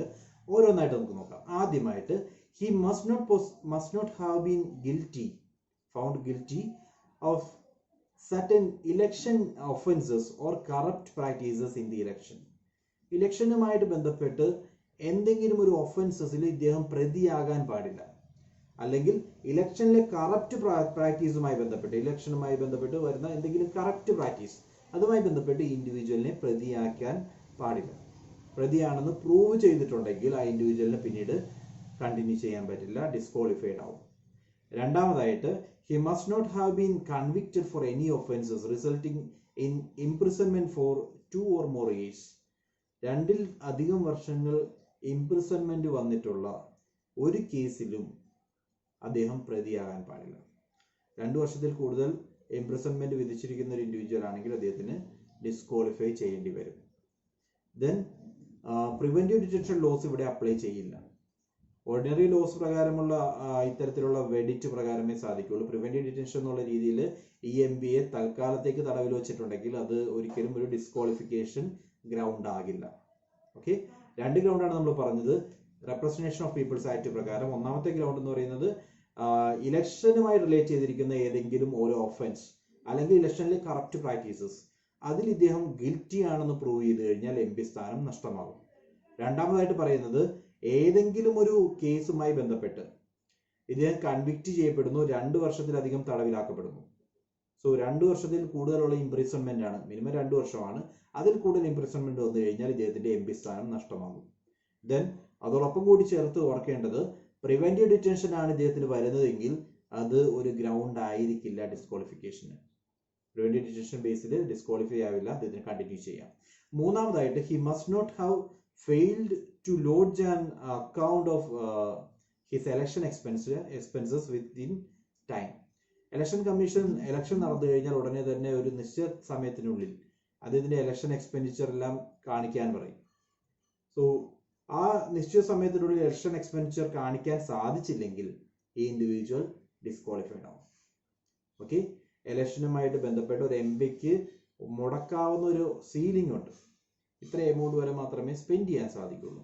അങ്ങനെ എത്ര എമൗണ്ട് ആണ് സ്പെൻഡ് ചെയ്തതെന്ന് നിശ്ചിത സമയത്തിനുള്ളിൽ ഇലക്ഷൻ കമ്മീഷന് മുമ്പിൽ സമർപ്പിക്കണം. അങ്ങനെ സമർപ്പിക്കാൻ സാധിച്ചില്ലെങ്കിൽ ആ ഇൻഡിവിജ്വൽ ഡിസ്ക്വാളിഫൈഡ് ആവും. Then next ground, he must not have any interest in government contracts, works or services. Government കോൺട്രാക്റ്റോ മറ്റ് വർക്കുകളോ അല്ലെങ്കിൽ ഗവൺമെന്റിൻ്റെതായ സർവീസസുകളോ ഒന്നും ഏറ്റെടുത്ത് ചെയ്യുന്ന ഒരു ഇൻഡിവിജ്വൽ ആകാൻ പാടില്ല. Then he must not be a director or managing agent nor hold any office of profit in corporation in which government has at least 25% share. Government 25% share holding ഉള്ള ഒരു കമ്പനിയുടെയും ഡയറക്ടറോ മാനേജിങ് ഏജന്റോ ആകാൻ പാടില്ല ഈ വ്യക്തി. അങ്ങനെ പ്രൂവ് ചെയ്തു കഴിഞ്ഞാലും അദ്ദേഹം ഡിസ്ക്വാളിഫൈഡ് ആവും. Then he must not have been dismissed from government service for corruption, disloyalty to the state. Corrupted ആയതുകൊണ്ട് പറഞ്ഞു വിട്ട ഒരു ഇൻഡിവിജ്വൽ അല്ലെങ്കിൽ സ്റ്റേറ്റിന് എഗെയിൻസ്റ്റ് ആയിട്ട് ആക്ട് ചെയ്തു എന്നുള്ള പേരിൽ പറഞ്ഞു വിട്ട ഒരു ഇൻഡിവിജ്വൽ ഗവൺമെന്റ് സർവന്റ് ആണെങ്കിൽ അങ്ങനെ പറഞ്ഞു വിട്ട ഒരു ഇൻഡിവിജ്വലിനും മത്സരിക്കാനുള്ള അധികാരമില്ല, അദ്ദേഹവും ഡിസ്ക്വാളിഫൈഡ് ആകും. Then he must not have been convicted for promoting enmity between different groups or for offenses of bribery. പല ഗ്രൂപ്പുകൾ തമ്മിൽ അടി ഉണ്ടാക്കാൻ വേണ്ടി എനിമിറ്റി പ്രൊമോട്ട് ചെയ്യാൻ വേണ്ടി വർക്ക് ചെയ്ത ഒരു ഇൻഡിവിജ്വൽ, അല്ലെങ്കിൽ ബ്രൈബറി കോഴ മേടിച്ചു എന്ന് പ്രൂവ് ചെയ്യുന്ന ഒരു ഇൻഡിവിജ്വൽ, അങ്ങനെയുള്ള ഇൻഡിവിജ്വൽസിനൊന്നും എം പി സ്ഥാനത്ത് കണ്ടിന്യൂ ചെയ്യാൻ സാധിക്കില്ല. And finally he must not have been punished for preaching or practicing social crimes such as untouchability, dowry and sati. Okay, dowry or sati or untouchability അങ്ങനെയുള്ള social ഇവൽസ് ഒന്നും practice ചെയ്യുന്ന ഒരു individual ആകാൻ പാടില്ല. ചെയ്തിട്ടുണ്ടെന്ന് പ്രൂവ് ചെയ്തു കഴിഞ്ഞാൽ അദ്ദേഹം ഡിസ്ക്വാളിഫൈഡ് ആവും. So these are the grounds for disqualification under representation of people's act 1951. Moving on. ഇനി നമ്മൾ നോക്കാൻ പോകുന്നത് പാർലമെന്ററി പ്രൊസീഡിങ്സുമായി ബന്ധപ്പെട്ടുള്ള ഇമ്പോർട്ടൻറ്റ് ഡിവൈസസ് ആണ്. Let's check. പല ടേമുകളും നമ്മളെ സംബന്ധിച്ച് ഇമ്പോർട്ടൻ്റ് ആണ്. Will start from question hour. First term is question hour. ഒരു പാർലമെന്ററി സിറ്റിംഗ് സ്റ്റാർട്ട് ചെയ്യുമ്പോൾ ഫസ്റ്റ് അവറിനെയാണ് ക്വസ്റ്റ്യൻ അവർ എന്ന് പറയുന്നത്. So during this time members can ask questions and ministers usually give answers. മിനിസ്റ്റേഴ്സിനോട് questions ചോദിക്കാനുള്ള ടൈമാണ്. Parliament സെഷന്റെ first അവർ ആണ്. ഇതിനെയാണ് question hour എന്ന് പറയുന്നത്. ക്വസ്റ്റ്യൻസ് നമുക്ക് 3 രീതിയിലുള്ള ക്വസ്റ്റ്യൻസ് കാണാൻ പറ്റും. ഒന്നാമത്തത് സ്റ്റാർഡ് ക്വസ്റ്റ്യൻ ആണ്. സ്റ്റാർഡ് ക്വസ്റ്റ്യൻ എന്ന് പറഞ്ഞാൽ ഒരു ആസ്റ്ററിക് മാർക്കോട് കൂടി ഡിനോട്ട് ചെയ്യുന്ന ക്വസ്റ്റ്യൻസ്. ഇതിന് സ്റ്റാർഡ് ക്വസ്റ്റ്യൻസ് ആണെങ്കിൽ ക്വസ്റ്റ്യന്റെ ആൻസർ എന്ന് പറയുന്നത് ഒരു രീതിയിലായിരിക്കണം, സ്പെസിഫിക് ആയിരിക്കണം. That is requires an oral answer and hence supplementary questions can follow. ഇത്തരത്തിലുള്ള സ്റ്റാർഡ് ക്വസ്റ്റ്യൻ ആണെങ്കിൽ ഒരു ഓറൽ ആൻസർ ആണ് മിനിസ്റ്റർ നൽകേണ്ടത്. ഓക്കെ, അങ്ങനെ ഒരു ഓറൽ ആൻസർ നൽകുമ്പോൾ അതുമായി ബന്ധപ്പെട്ട് സപ്ലിമെന്ററി ക്വസ്റ്റ്യൻസും ചോദിക്കാം. രണ്ടാമതായിട്ട് അൺസ്റ്റാർഡ് ക്വസ്റ്റ്യൻ, സ്റ്റാർ ചെയ്യാത്ത ക്വസ്റ്റ്യൻ ആണെങ്കിൽ on the other hand it requires written answer. Hence written answer ആണ്, അതുകൊണ്ട് തന്നെ സപ്ലിമെന്ററി ക്വസ്റ്റ്യൻസ് ഉണ്ടായിരിക്കില്ല. മൂന്നാമതായിട്ട് short notice question is one that is asked by giving a notice of less than 10 days. 10 ദിവസത്തിൽ താഴെ time പീരീഡിൽ notice കൊടുത്തിട്ടുള്ള ക്വസ്റ്റ്യൻസിനെയാണ് short notice questions എന്ന് പറയുന്നത്. ഇങ്ങനെയുള്ള ക്വസ്റ്റ്യൻസ് ആണെങ്കിൽ ആൻസർ വരുന്നത് ഓറലി ആയിരിക്കും. ഓക്കെ, 3 തരത്തിലുള്ള ക്വസ്റ്റ്യൻസ് നമ്മൾ പറഞ്ഞു. ഒന്നാമത് സ്റ്റാർഡ് ക്വസ്റ്റ്യൻസ്. സ്റ്റാർഡ് ക്വസ്റ്റ്യൻ ആണെങ്കിൽ ഓറൽ ആൻസർ വേണം, അതോടൊപ്പം തന്നെ സപ്ലിമെന്ററി ക്വസ്റ്റ്യൻസും ചോദിക്കും. രണ്ടാമത്തത് അൺസ്റ്റാർഡ് ക്വസ്റ്റ്യൻസ് ആണ്. ഇവിടെ റിട്ടൺ ആൻസേഴ്സ് ആയിരിക്കും എക്സ്പെക്ട് ചെയ്യുന്നത്. So supplementary questions will not be there. മൂന്നാമത്തത് ഷോർട്ട് നോട്ടീസ് ക്വസ്റ്റ്യൻസ് ആണ്. 10 ദിവസത്തിൽ താഴെ നോട്ടീസിൽ കൊടുക്കുന്ന ക്വസ്റ്റ്യൻസ് ആണ്. ഇവിടെ ഓറൽ ആൻസേഴ്സ് ആണ് എക്സ്പെക്ട് ചെയ്യുന്നത്. So that's all about question hour. Question hour എന്ന് പറയുന്നത് first hour of every parliamentary sitting ആണ് ക്വസ്റ്റ്യൻ അവർ. പാർലമെന്ററി സിറ്റിംഗ് നടക്കുന്നതിൽ ആദ്യത്തെ അവർ എന്ന് പറയുന്നത് ക്വസ്റ്റ്യൻ അവർ ആയിരിക്കും. ഇവിടെ മെമ്പേഴ്സിന്, എം പിമാർക്ക് മിനിസ്റ്റേഴ്സിനോട് ചോദ്യങ്ങൾ ചോദിക്കാം. Okay, next is zero hour. Zero hour എന്ന് പറയുന്നത് ക്വസ്റ്റ്യൻ അവറിൽ നിന്നും ഡിഫറെന്റ് ആണ്. സീറോ അവറിൽ റൂൾസ് ഓഫ് പ്രൊസീജിയേഴ്സിനകത്ത്, പാർലമെന്റിന്റെ റൂൾസ് ഓഫ് പ്രൊസീജിയറിനകത്ത് മെൻഷൻ ചെയ്യാത്ത ഒന്നാണ്. ഇത് ആക്ച്വലി ക്രിയേറ്റ് ചെയ്തിരിക്കുന്നത് ഒരു ഇൻഫോർമൽ ഡിവൈസ് ആയിട്ടാണ്. അതായത് it is an informal device available to members of parliament to raise matters without prior notice. മുൻകൂട്ടി നോട്ടീസ് കൊടുക്കാതെ ചില ഇമ്പോർട്ടൻറ്റ് മാറ്റേഴ്സ് പാർലമെന്റിൽ ഉയർത്താൻ, പാർലമെന്റിൽ കൊണ്ടുവരാനുള്ള ഒരു ടൂളാണ് zero hour. The zero hour starts immediately after question hour and lasts until agenda for the day. അതായത് ഒരു ഗ്യാപ്പ് വരുന്നത്, അതായത് ക്വസ്റ്റ്യൻ അവർ കഴിഞ്ഞിട്ട് ഗ്യാപ്പ് വരുന്നു, പിന്നീട് അജണ്ട സ്റ്റാർട്ട് ചെയ്യാൻ വേണ്ടി. അത് തമ്മിലുള്ള ആ ഗ്യാപ്പ് ടൈമിലാണ് സീറോ അവർ നടത്തുന്നത്. So in other words, time gap between question hour and agenda is also known as zero hour. It is an Indian innovation in the field of parliamentary procedures and it is followed since 1962. So zero അവർ എന്താണെന്ന് ചോദിച്ചു കഴിഞ്ഞാൽ, zero hour എന്ന് പറയുന്നത് ഒരു agenda ഇല്ലാതെ അല്ലെങ്കിൽ മുൻകൂട്ടി നിശ്ചയിക്കാത്ത ക്വസ്റ്റ്യനുകൾ discuss ചെയ്യാനുള്ള ടൈം പീരീഡ് ആണ്. സോ ആഫ്റ്റർ ക്വസ്റ്റ്യൻ അവർ 1 അവർ കഴിഞ്ഞു കഴിഞ്ഞാൽ ഉടനെ തന്നെ സീറോ അവർ സ്റ്റാർട്ട് ചെയ്യുന്നു. സീറോ അവറിൽ പുതിയ ഇമ്പോർട്ടൻ്റ് ആയിട്ടുള്ള മാറ്റേഴ്സ് പ്രതിനിധികൾക്ക്, എം പിമാർക്ക് സഭയുടെ മുമ്പിൽ അവതരിപ്പിക്കാം. ഇതിൽ നിന്നും ഉള്ള ഗുണം എന്താണെന്ന് വെച്ച് കഴിഞ്ഞാൽ, മുൻകൂട്ടി നോട്ടീസ് കൊടുക്കാത്ത കാര്യങ്ങൾ സഭയുടെ മുമ്പിൽ എത്തിക്കാനുള്ള ഒരു ടൈം പീരീഡ് ആണ് 0 അവർ കൊണ്ട് ഉദ്ദേശിക്കുന്നത്. ദെൻ 0 അവർ എൻഡ് ചെയ്ത് കഴിഞ്ഞാൽ അന്നത്തെ ഡേയുടെ അജണ്ട വെച്ചിട്ടുള്ള പ്രോഗ്രാംസ് സ്റ്റാർട്ട് ചെയ്യും. അന്നത്തെ ഡേയിൽ ഡിസ്കസ് ചെയ്യാൻ ഉദ്ദേശിക്കുന്ന അജണ്ട പ്രകാരമുള്ള മാറ്റേഴ്സ് എന്തൊക്കെയാണോ അതൊക്കെ ആയിരിക്കും പിന്നീട് ഡിസ്കസ് ചെയ്യുക. Then you need to know about motions. പാർലമെന്റിലെ motions, different types of motions ഉണ്ട്. മോഷൻ മീൻസ് ഒരു ഡിസ്കഷൻ അല്ലെങ്കിൽ ഒരു പബ്ലിക് ഇമ്പോർട്ടൻസ് ഉള്ള ഒരു മാറ്റർ ഇൻട്രൊഡ്യൂസ് ചെയ്യുന്ന രീതിയാണ് മോഷൻ എന്ന് പറയുന്നത്. സോ അങ്ങനെ ഒരു ഒരു ഇമ്പോർട്ടൻ്റ് ആയിട്ടുള്ള മാറ്റർ പാർലമെന്റിലേക്ക് ഇൻട്രൊഡ്യൂസ് ചെയ്യണമെങ്കിൽ പ്രിസൈഡിംഗ് ഓഫീസറുടെ പെർമിഷനോട് കൂടി മാത്രമേ സാധിക്കുള്ളൂ. So the house expresses it's decision opinion on various issues through adoption or rejection of motions moved by either ministers or private member. പാർലമെന്റിലെ മിനിസ്റ്റേഴ്സ് മുന്നോട്ട് വയ്ക്കുന്ന ഡിസ്കഷന് വേണ്ടി മുന്നോട്ട് വയ്ക്കുന്ന ഒരു കാര്യം അല്ലെങ്കിൽ പ്രൈവറ്റ് മെമ്പേഴ്സ് മുന്നോട്ട് വയ്ക്കുന്ന ഒരു പ്രപ്പോസൽ, ഇതിനെയാണ് മോഷൻ എന്ന് പറയുന്നത്. ഓക്കെ, ഈ മോഷൻ അഡോപ്റ്റ് ചെയ്യുക അല്ലെങ്കിൽ റിജക്റ്റ് ചെയ്യുന്നത് വഴി പാർലമെന്റിന്റെ വ്യൂ ആണ് ജനങ്ങൾക്ക് മുമ്പിലേക്ക് അറിയിക്കുന്നത്. There are different types of motions. We'll start from the first one, that is substantive motion. Substantive motion എന്ന് പറഞ്ഞു കഴിഞ്ഞാൽ it is a self-contained independent proposal dealing with very important matters like impeachment of president or removal of chief election commissioner.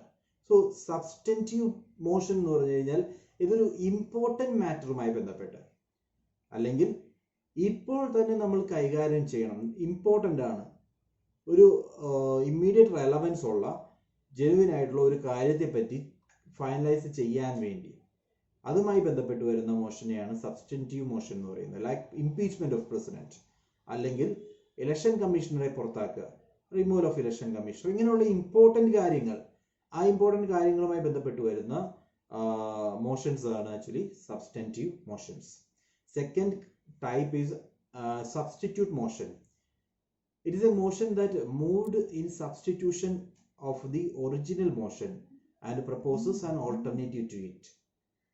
അതായത് നിലവിലൊരു discussion നടന്നുകൊണ്ടിരിക്കുകയാണ്, നിലവിലൊരു മോഷനകത്ത് discussion നടന്നുകൊണ്ടിരിക്കുകയാണെങ്കിൽ ആ ഒരു discussion മാറ്റിയിട്ട്, ആ ഒരു മോഷൻ മാറ്റിയിട്ട് പുതിയൊരെണ്ണം ഇൻട്രൊഡ്യൂസ് ചെയ്യാൻ വേണ്ടി, അതിന് പകരം ഇപ്പോൾ ചിന്തിക്കേണ്ട ഇതിനെ പറ്റിയാണ് എന്നുള്ള രീതിയിൽ ഒരു സെക്കൻഡ് മോഷൻ ഇൻട്രൊഡ്യൂസ് ചെയ്യുന്നതിനെയാണ് ഓൾട്ടർനേറ്റീവ് മോഷൻ എന്ന് പറയുന്നത്, സബ്സ്റ്റിറ്റ്യൂട്ട് മോഷൻ എന്ന് പറയുന്നത്. ഓക്കെ, സോ ഇതൊരു ഓൾട്ടർനേറ്റീവ് ആണ്. Name is substitute motion. ഒറിജിനലിനെ സബ്സ്റ്റിറ്റ്യൂട്ട് ചെയ്തിട്ട് മറ്റൊന്ന് ഇൻട്രൊഡ്യൂസ് ചെയ്യുന്നു. മൂന്നാമത്തെ type is subsidiary motion. Original motion നടക്കുന്നു, അതിനെ സപ്പോർട്ട് ചെയ്യാൻ വേണ്ടി, അതായത് നിലവിൽ ഒരു ഒറിജിനൽ ഡിസ്കഷൻ നടക്കുന്നുണ്ട്, ഒരു ഒറിജിനൽ മോഷൻ മൂവ് ചെയ്തിട്ടുണ്ട്, അതിനെ സപ്പോർട്ട് ചെയ്യാൻ വേണ്ടി ഒരു കോംപ്ലിമെന്ററി മോഷൻ നടക്കുകയാണെങ്കിൽ അതിനെയാണ് സബ്സിഡിയറി മോഷൻ എന്ന് പറയുന്നത്. There are different types of subsidiary motion. We'll start from first one. First one is ancillary motion. Ancillary motion എന്ന് പറഞ്ഞാൽ it is used as a regular way of proceeding with various kinds of business.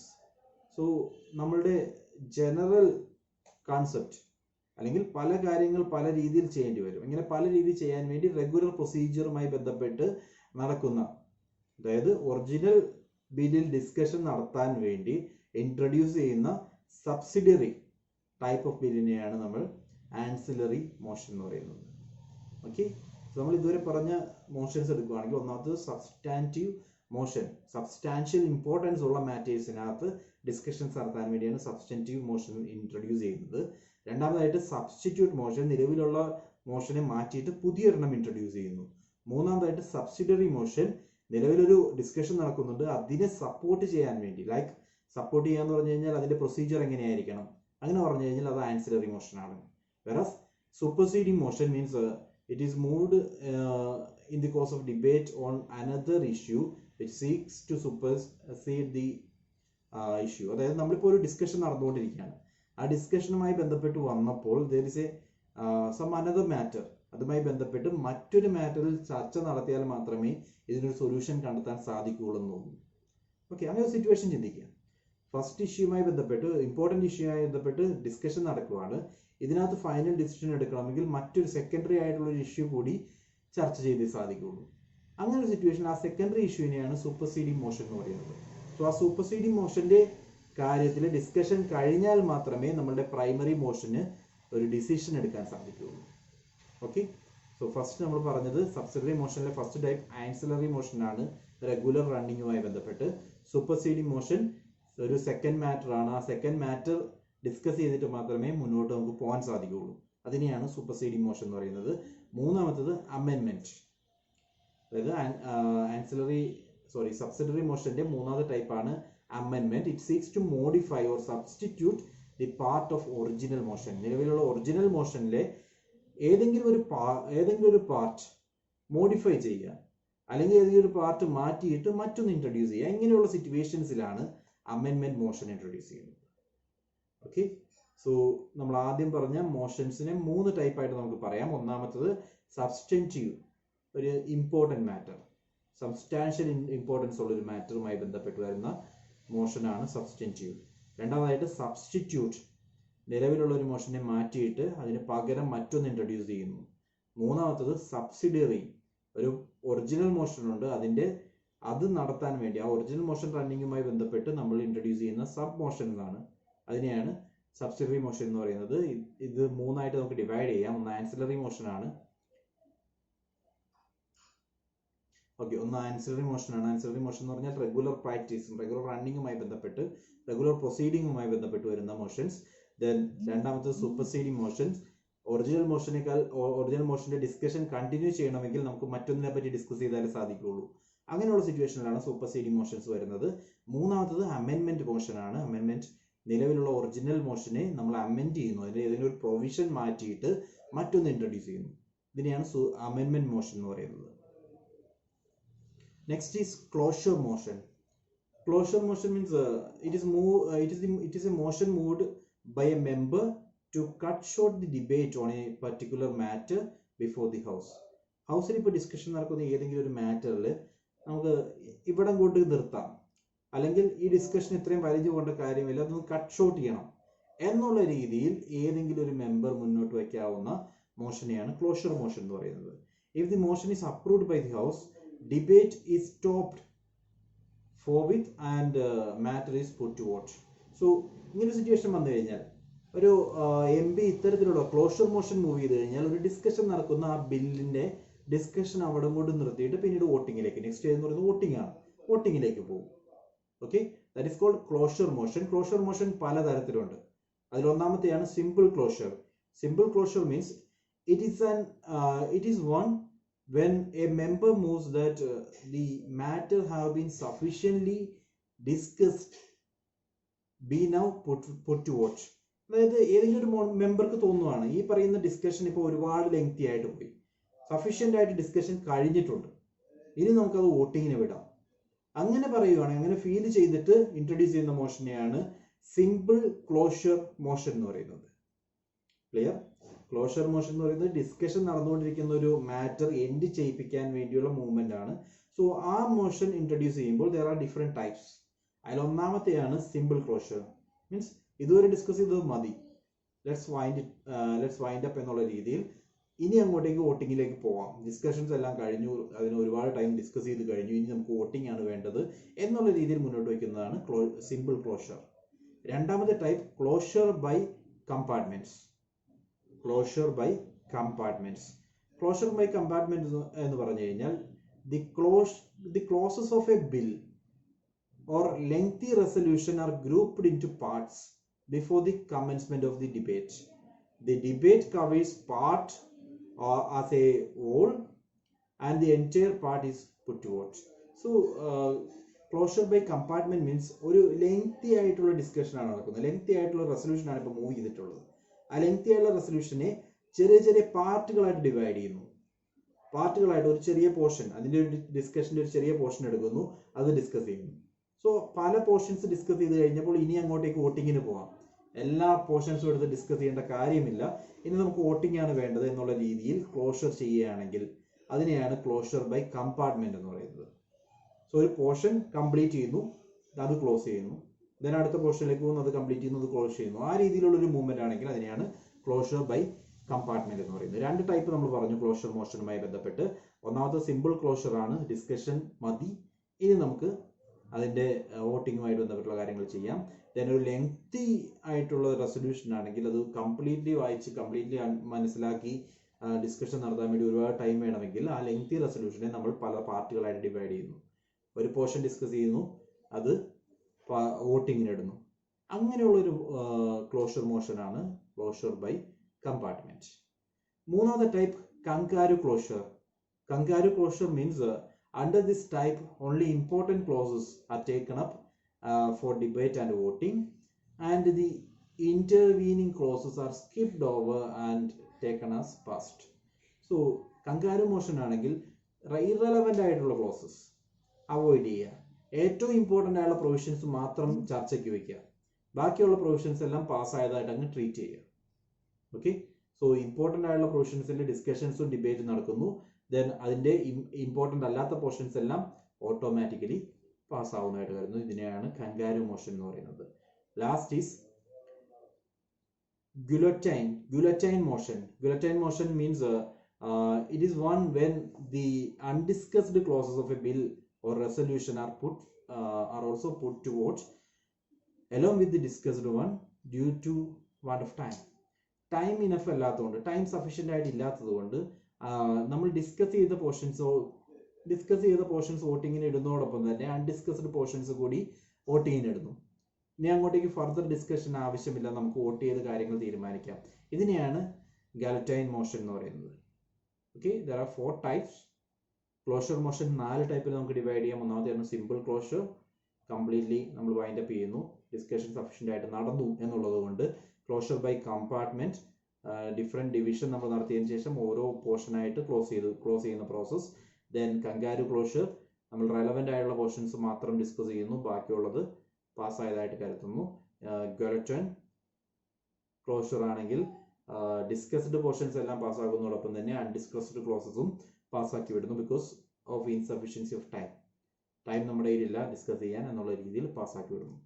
Okay, ഇതെല്ലാമാണ് closure മോഷനുമായി ബന്ധപ്പെട്ട് ഓർക്കേണ്ടത്. Next is privileged motion. Privilege motion parliamentary പ്രിവിലേജുമായി ബന്ധപ്പെട്ടുള്ളതാണ്.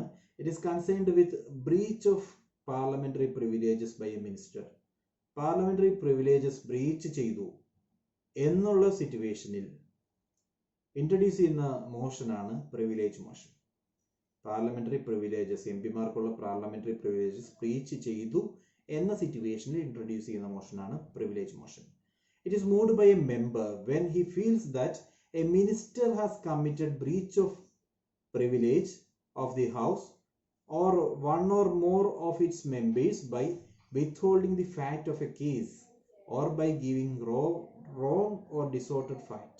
ഒരു minister പാർലമെന്റിന്റെ മുമ്പിൽ തെറ്റായിട്ടുള്ള ഒരു ഇൻഫർമേഷൻ പ്രസന്റ് ചെയ്യുന്നു, അല്ലെങ്കിൽ തെറ്റിദ്ധരിപ്പിക്കാനായിട്ടൊരു ഇൻഫർമേഷൻ പ്രസന്റ് ചെയ്യുന്നു.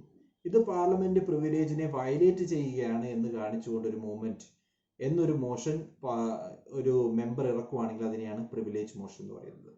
So its purpose is to censure the concerned മിനിസ്റ്ററെ സെൻസർ ചെയ്യാനുള്ള ഒരു മോഷനാണ് ആക്ച്വലി ഇതുകൊണ്ട് ഉദ്ദേശിക്കുന്നത്. സെൻസർ ചെയ്ത് കഴിഞ്ഞാൽ ആ മിനിസ്റ്ററെ പതുക്കെ താൽക്കാലികമായിട്ട്, if the bill passed, censure motion വഴിയുള്ള ബില്ല് പാസ്സാകുവാണെങ്കിൽ ആ മിനിസ്റ്റർ ആ സീറ്റ് വെക്കറ്റ് ചെയ്യേണ്ടി വരും, മറ്റൊരാൾ ആ സീറ്റിൽ നിന്നും പുറത്താക്കപ്പെടും.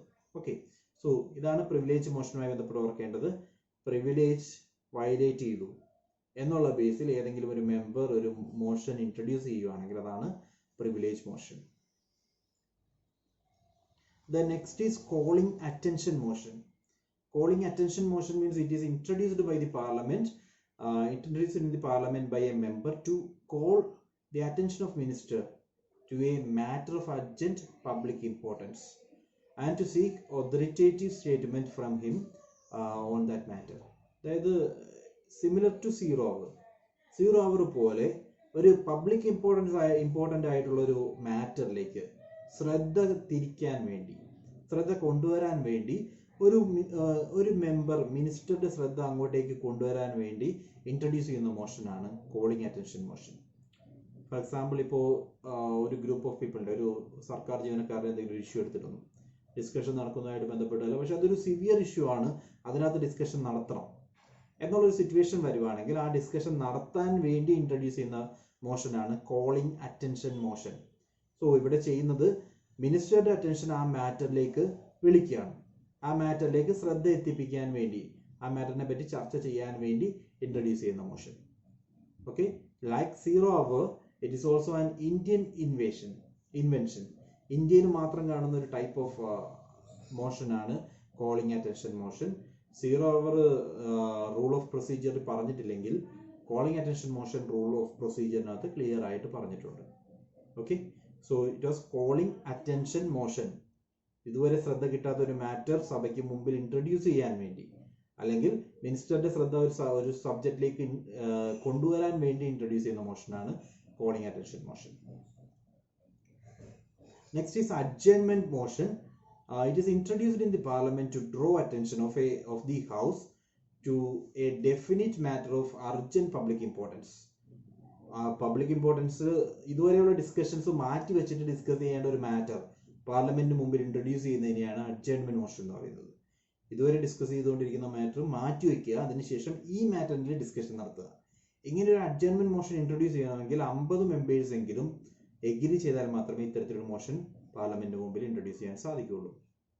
സോ നിലവിലുള്ള ബിസിനസ്, പാർലമെന്റ് നിലവിൽ റൺ ചെയ്യുന്ന ബിസിനസ് താൽക്കാലികമായിട്ട് നിർത്തിവെച്ചിട്ട് മറ്റൊരു ബിസിനസ് എടുത്ത്, അതായത് മറ്റൊരു ഇമ്പോർട്ടൻറ്റ് പബ്ലിക് മാറ്റർ എടുത്തിട്ട് അതിൽ ഡിസ്കഷൻ നടത്താൻ വേണ്ടിയാണ് അഡ്ജേൺമെന്റ് മോഷൻ ഇൻട്രൊഡ്യൂസ് ചെയ്യുന്നത്.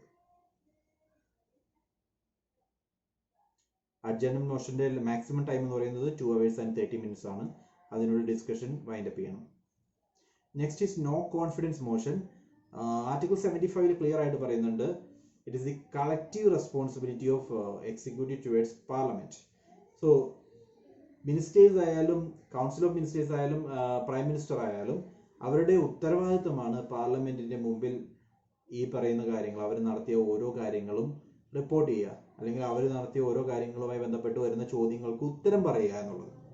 സോ ഇൻ കേസ് പാർലമെന്റിൽ മിനിസ്ട്രിക്ക് സപ്പോർട്ട് നഷ്ടപ്പെടുവാണെങ്കിൽ, അതായത് പാർലമെന്റിൽ ഇപ്പോൾ നിലവിലുള്ള മിനിസ്ട്രിക്ക് സപ്പോർട്ട് ഇല്ല എന്ന് തോന്നുവാണെങ്കിൽ അതിന് എഗെയിൻസ്റ്റ് ആയിട്ട് പാസ്സാക്കാവുന്ന ഒരു ബില്ലാണ്, ഒരു മോഷനാണ് no confidence motion.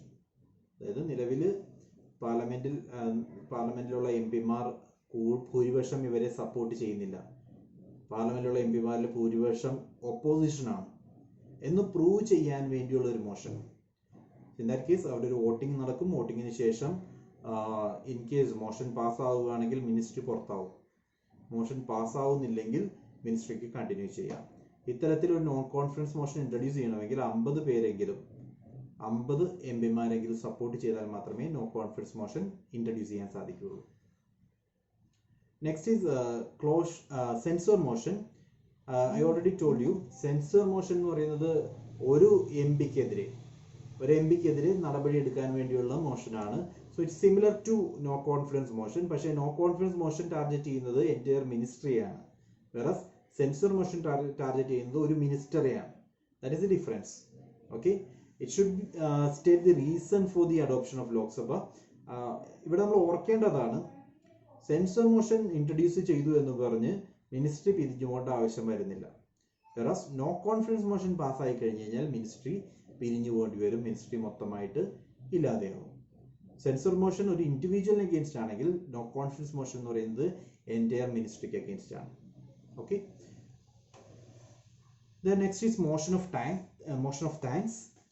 The first session after each general election and the first session of every fiscal year is addressed by president. So president address ചെയ്ത ഒരു സെഷൻ, ആ പ്രസിഡന്റ് അഡ്രസ് ചെയ്ത് പറയുന്ന കാര്യങ്ങൾ സഭയിൽ ഇൻട്രൊഡ്യൂസ് ചെയ്ത്, ഐ മീൻ വോട്ട് ചെയ്ത് പാസ്സാക്കണം. Okay, 2 ദിവസവും പാസ്സാക്കും. ഇങ്ങനെ പാസ്സാക്കുന്ന ആ ഒരു, ഐ മീൻ പ്രസിഡന്റ് അഡ്രസ് ചെയ്യുന്ന ആ ഒരു മോഷനെയാണ് മോഷൻ ഓഫ് താങ്ക്സ് എന്ന് പറയുന്നത്. ഇത് ബ്രിട്ടീഷ് പ്രൊസീജിയറിൽ നിന്ന് നമ്മൾ കോപ്പി ചെയ്തിട്ടുള്ളതാണ്. ബ്രിട്ടനിലും ഇതേ രീതിയിലാണ് കാര്യങ്ങൾ നടക്കുന്നത്. Next is no day yet named motion. No day yet named motion, അതായത് it's a motion that has been admitted by the speaker but no date has been fixed for the discussion.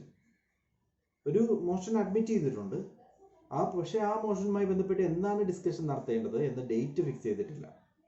ഇവിടെ date fix ചെയ്യുന്നത് parliament regular മീറ്റിംഗ്സും regular റണ്ണിങ്ങും ബിസിനസ്സുമായി ബന്ധപ്പെട്ടുള്ള discussion നടത്തിയതിനു ശേഷം business advisory committee recommend ചെയ്യുന്നത് വഴി, parliament business advisory committee ഉണ്ട്, അവർ recommend ചെയ്യുന്ന ഡേറ്റിലായിരിക്കും പിന്നീട് ഈ പറയുന്ന മാറ്ററിൽ ഡിസ്കഷൻ നടത്തുക. സോ ഡേറ്റ് ഫിക്സ് ചെയ്യാത്ത എന്നാൽ ഡിസ്കഷൻ നടത്താം എന്ന് തീരുമാനിച്ചിട്ടുള്ള മോഷനെയാണ് no day yet named motion എന്ന് പറയുന്നത്. No day yet named motion. Next is the dilatory motion. Dilatory motion means it is a motion for adjournment of debate on a bill or motion or resolution etc. or a motion to retard or delay the progress of a business under consideration of the house. അതായത് നിലവിൽ run ചെയ്യുന്ന ഒരു business താൽക്കാലികമായിട്ട് wind up ചെയ്യുക. അതായത് ഇത് wind up ചെയ്തിട്ട് മറ്റൊന്ന് ഇൻട്രൊഡ്യൂസ് ചെയ്യുക എന്നല്ല, ഇത് താൽക്കാലികമായിട്ട് വൈൻഡപ്പ് ചെയ്യുക, അല്ലെങ്കിൽ ഇതിന്റെ പ്രൊസീജിയർ നമുക്കൊന്ന് ഡിലേ ചെയ്യുക, പിന്നീട് ഡിസ്കസ് ചെയ്യാം. അത്തരത്തിലുള്ള ഒരു പ്രൊസീജിയർ, അത്തരത്തിലുള്ള ഒരു മോഷനെയാണ് നമ്മൾ ഡൈലേറ്ററി മോഷൻ എന്ന് പറയുന്നത്. ഓക്കെ, നിലവിൽ ഡിസ്കസ് ചെയ്യുന്നത് പിന്നീട് കുറച്ച് ടൈം കൊടുക്കുക, കുറച്ച് ടൈം നേടാൻ വേണ്ടി ഇൻട്രൊഡ്യൂസ് ചെയ്യുന്ന മോഷനാണ് dilatory motion. It can be moved by member at any time after a motion has been made. ഒരു മോഷൻ ഇൻട്രൊഡ്യൂസ് ചെയ്ത് കഴിഞ്ഞാൽ ഏത് സമയത്ത് വേണമെങ്കിലും ഇങ്ങനെ ഒരു ഡൈലേറ്ററി മോഷൻ ഇൻട്രൊഡ്യൂസ് ചെയ്യാം. Then the debate on the dilatory motion must be restricted to the matter contained in such motion. So if the speaker is of the opinion that such motion is a abuse to the rules of the house, he may either forthwith put the question thereon or decline to propose the question. Actually ഇവിടെ work ചെയ്യേണ്ടത് ഡൈലേറ്ററി motion കൊണ്ട് ഉദ്ദേശിക്കുന്നത് നിലവിലുള്ള discussion ഒന്ന് lag ചെയ്യിപ്പിക്കുക, അല്ലെങ്കിൽ നിലവിലുള്ള discussion നമുക്ക് പിന്നീടത്തേക്ക് മാറ്റാം. ഇങ്ങനെ ഒരു ക്ലോസ് മാത്രമാണ് ഡൈലേറ്ററി മോഷനകത്തുള്ളത്. അങ്ങനെ ഒരു മോഷൻ ഇൻട്രൊഡ്യൂസ് ചെയ്യുമ്പോൾ തന്നെ സ്പീക്കർക്ക് തോന്നുവാണ് ഈ ഡൈലേറ്ററി മോഷൻ റെലവൻ്റ് അല്ല, ഈ ഡൈലേറ്ററി മോഷൻ കൊണ്ട് ഉദ്ദേശിക്കുന്നത് താൽക്കാലികമായിട്ട് ജസ്റ്റ് ഒന്ന് മാറ്റി വയ്ക്കാൻ വേണ്ടി മാത്രമാണ്. ഇൻ ദാറ്റ് കേസ് ഇങ്ങനൊരു മോഷൻ ഇൻട്രൊഡ്യൂസ് ചെയ്യുന്നതുകൊണ്ട് യാതൊരു വ്യർത്ഥമില്ല എന്ന് സ്പീക്കർക്ക് തോന്നിക്കഴിഞ്ഞാൽ ഉടനെ തന്നെ സ്പീക്കർക്ക് ആ മോഷൻ നള്ളിഫൈ ചെയ്ത് കളയാം. ഓക്കെ, അതിനുള്ള പ്രൊവിഷനുണ്ട്. Dilatory means for the time be ഈ ഡിസ്കഷൻ ഇന്ന് കുറച്ച് നേരത്തേക്കൊന്ന് മാറ്റി വയ്ക്കുക, അല്ലെങ്കിൽ ഒന്ന് ഡിസ്കഷൻ ഒന്ന് മാറി നിൽക്കുക, ഡിസ്കഷൻ ഒന്ന് ഒഴിവാക്കുക, അങ്ങനെയുള്ള രീതിയിലുള്ള ഒരു മോഷനാണ് ഡൈലേറ്ററി മോഷൻ എന്ന് പറയുന്നത്. ദെൻ ഇത്രയുമാണ് ഡിഫറെന്റ് ടൈപ്സ് ഓഫ് മോഷൻസ്. ഇനി നമ്മൾ മൂവ് ചെയ്യുന്നത് റെസൊല്യൂഷൻസിനെ പറ്റിയാണ്. There are different types of resolutions. First is private members resolution. It is one that is moved by a private member. അതായത് മിനിസ്റ്റർ അല്ലാത്ത ഏതെങ്കിലും ഒരു പാർട്ടി, റിപ്പീറ്റ്, മിനിസ്റ്റർ അല്ലാത്ത ഏതെങ്കിലും ഒരു MP ഇൻട്രൊഡ്യൂസ് ചെയ്യുന്ന റെസൊല്യൂഷനെയാണ്, ഇൻട്രൊഡ്യൂസ് ചെയ്യുന്ന ബില്ലിനെയാണ് പ്രൈവറ്റ് മെമ്പേഴ്സ് റെസൊല്യൂഷൻ എന്ന് പറയുന്നത്. ഓക്കെ, ദെൻ ഇത്തരത്തില് MP ഏതെങ്കിലും ഒരു MP മിനിസ്റ്റർക്കാണ് ഇത്തരത്തിലെ ബില്ലുകൾ ഇൻട്രൊഡ്യൂസ് ചെയ്ത് ആക്ട് ആക്കി മാറ്റാൻ ഈസി ആയിട്ട് സാധിക്കുന്നത്. വേറെ പ്രൈവറ്റ് മെമ്പർ ഇൻട്രൊഡ്യൂസ് ചെയ്യുന്ന ബില്ലാണെങ്കിൽ അതിൽ ഡിസ്കഷൻ നടത്താവുന്നത് ഓൾട്ടർനേറ്റീവ് ഫ്രൈഡേസിൽ ആഫ്റ്റർനൂൺ സെഷനിൽ മാത്രമാണ്. അതായത് ഒന്നിടവിട്ടുള്ള ഫ്രൈഡേസിൽ ആഫ്റ്റർനൂൺ സെഷനിൽ മാത്രമേ ഇത്തരത്തിലുള്ള മീറ്റിങ്ങുകളിൽ ഡിസ്കഷൻ നടക്കുകയുള്ളൂ. റെഗുലർ മാറ്റർ എന്ന് പറയുന്നത് ഗവൺമെന്റ് ബിൽസ് ആണ്. പ്രൈവറ്റ് മെമ്പർ ബിൽ ഇൻട്രൊഡ്യൂസ് ചെയ്യുകയാണെങ്കിൽ ഡിസ്കഷൻ 2 ആഴ്ച കൂടുമ്പോൾ ഫ്രൈഡേസിൽ മാത്രം, ആഫ്റ്റർനൂൺ ടൈമിൽ മാത്രമായിരിക്കും. Then government resolution, second type എന്ന് പറയുന്നത് ഗവൺമെന്റ് റെസൊല്യൂഷൻ ആണ്. It is one that is moved by a minister. It can be taken up any day from Monday to Thursday. So government resolution, minister ആയിട്ട് introduce ചെയ്യുന്ന resolution ആണെങ്കിൽ ഇതിലുള്ള discussion Monday to Thursday ഏത് സമയത്ത് വേണമെങ്കിലും introduce ചെയ്യാം. Private member bill ആണെങ്കിൽ അതിലുള്ള ഡിസ്കഷൻ എന്ന് പറയുന്നത് ഫ്രൈഡേ, ഓൾട്ടർനേറ്റ് ഫ്രൈഡേസിൽ ആഫ്റ്റർനൂണിൽ മാത്രമാണ്. That statutory resolution, it can be moved either by a private member or minister. It is also called it is so called because it is always tabled in the pursuance of provisions of the constitution or an act of the parliament. Parliament ഏതെങ്കിലും ഒരു act amend ചെയ്യുക, parliament ഏതെങ്കിലും ഒരു പ്രൊവിഷനെ പറ്റി discuss ചെയ്യുക, അല്ലെങ്കിൽ constitution ഏതെങ്കിലും ഒരു പ്രൊവിഷനെ പറ്റി ഡിസ്കസ് ചെയ്യുക, അങ്ങനെയുള്ള മാറ്റേഴ്സ് ആണ് ഇൻട്രൊഡ്യൂസ് ചെയ്യുന്നതെങ്കിൽ, മീൻസ് സ്റ്റാറ്റ്യൂട്ടിൽ ചേഞ്ചസ് വരുത്താനുള്ള പ്രപ്പോസൽ. സ്റ്റാറ്റ്യൂട്ട് എന്ന് പറയുമ്പോൾ it may be Indian constitution, അതൊരു ലോ ആണ്. അതേപോലെ തന്നെ മറ്റ് ആക്ടുകളുമാകാം. ഇങ്ങനെ ഏതെങ്കിലും ഒരു ആക്ടിൽ മാറ്റങ്ങൾ വരുത്താനുള്ള പ്രപ്പോസലുകളാണെങ്കിൽ അതിനെയാണ് സ്റ്റാറ്റ്യൂട്ടറി റെസൊല്യൂഷൻ എന്ന് പറയുന്നത്. ഇത്തരത്തിലുള്ള സ്റ്റാറ്റ്യൂട്ടറി റെസൊല്യൂഷൻ ഗവൺമെന്റിനോ, അതായത് മിനിസ്റ്റേഴ്സിനോ പ്രൈവറ്റ് മെമ്പേഴ്സിനോ ഇൻട്രൊഡ്യൂസ് ചെയ്യാം. അതിൽ ഡിസ്കഷൻസ് നടക്കും. സോ 3 തരത്തിലുള്ള റെസൊല്യൂഷൻസ് ആണ് നമുക്ക് കാണാൻ പറ്റുന്നത്. ഒന്നാമത്തത് private members resolution other than minister, then government resolution by minister, then statutory resolution minister or private member. രണ്ടു പേർക്കും ഇൻട്രൊഡ്യൂസ് ചെയ്യാം. Then next is about bills. Bills നമുക്ക് ബ്രോഡ്ലി രണ്ട് രീതിയിൽ ക്ലാസിഫൈ ചെയ്യാം. Public bills and private bills. Public bills എന്ന് പറയുമ്പോൾ government ബിൽസും private bills എന്ന് പറയുമ്പോൾ പ്രൈവറ്റ് മെമ്പേഴ്സ് ബിൽസും ആണ്. അതായത് ഗവൺമെന്റ് ഇൻട്രൊഡ്യൂസ് ചെയ്യുന്ന ബിൽ എന്ന് പറയുന്നത് മിനിസ്റ്റേഴ്സ് ഇൻട്രൊഡ്യൂസ് ചെയ്യുന്ന ബില്ലാണ്. വേറസ് മിനിസ്റ്റർ അല്ലാത്ത ആളുകൾ ഇൻട്രൊഡ്യൂസ് ചെയ്യുകയാണെങ്കിൽ അതിനെയാണ് പ്രൈവറ്റ് മെമ്പേഴ്സ് ബിൽ എന്ന് പറയുന്നത്. സോ ബില്ലിനെ ബ്രോഡ്ലി അങ്ങനെയാണ് നമുക്ക് ക്ലാസിഫൈ ചെയ്യാവുന്നത്. Even though bills may be of 4 different types. അതിന്റെ കണ്ടന്റുമായി ബന്ധപ്പെട്ട് 4 ഡിഫറെന്റ് ടൈപ്സിലുള്ള ബില്ലുകളുണ്ട്. ഒന്നാമത്തെയാണ് ordinary bill. Ordinary bill means which are concerned with any matter other than financial subjects.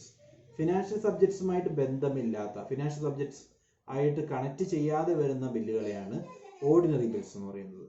ഇനി next type is money bill.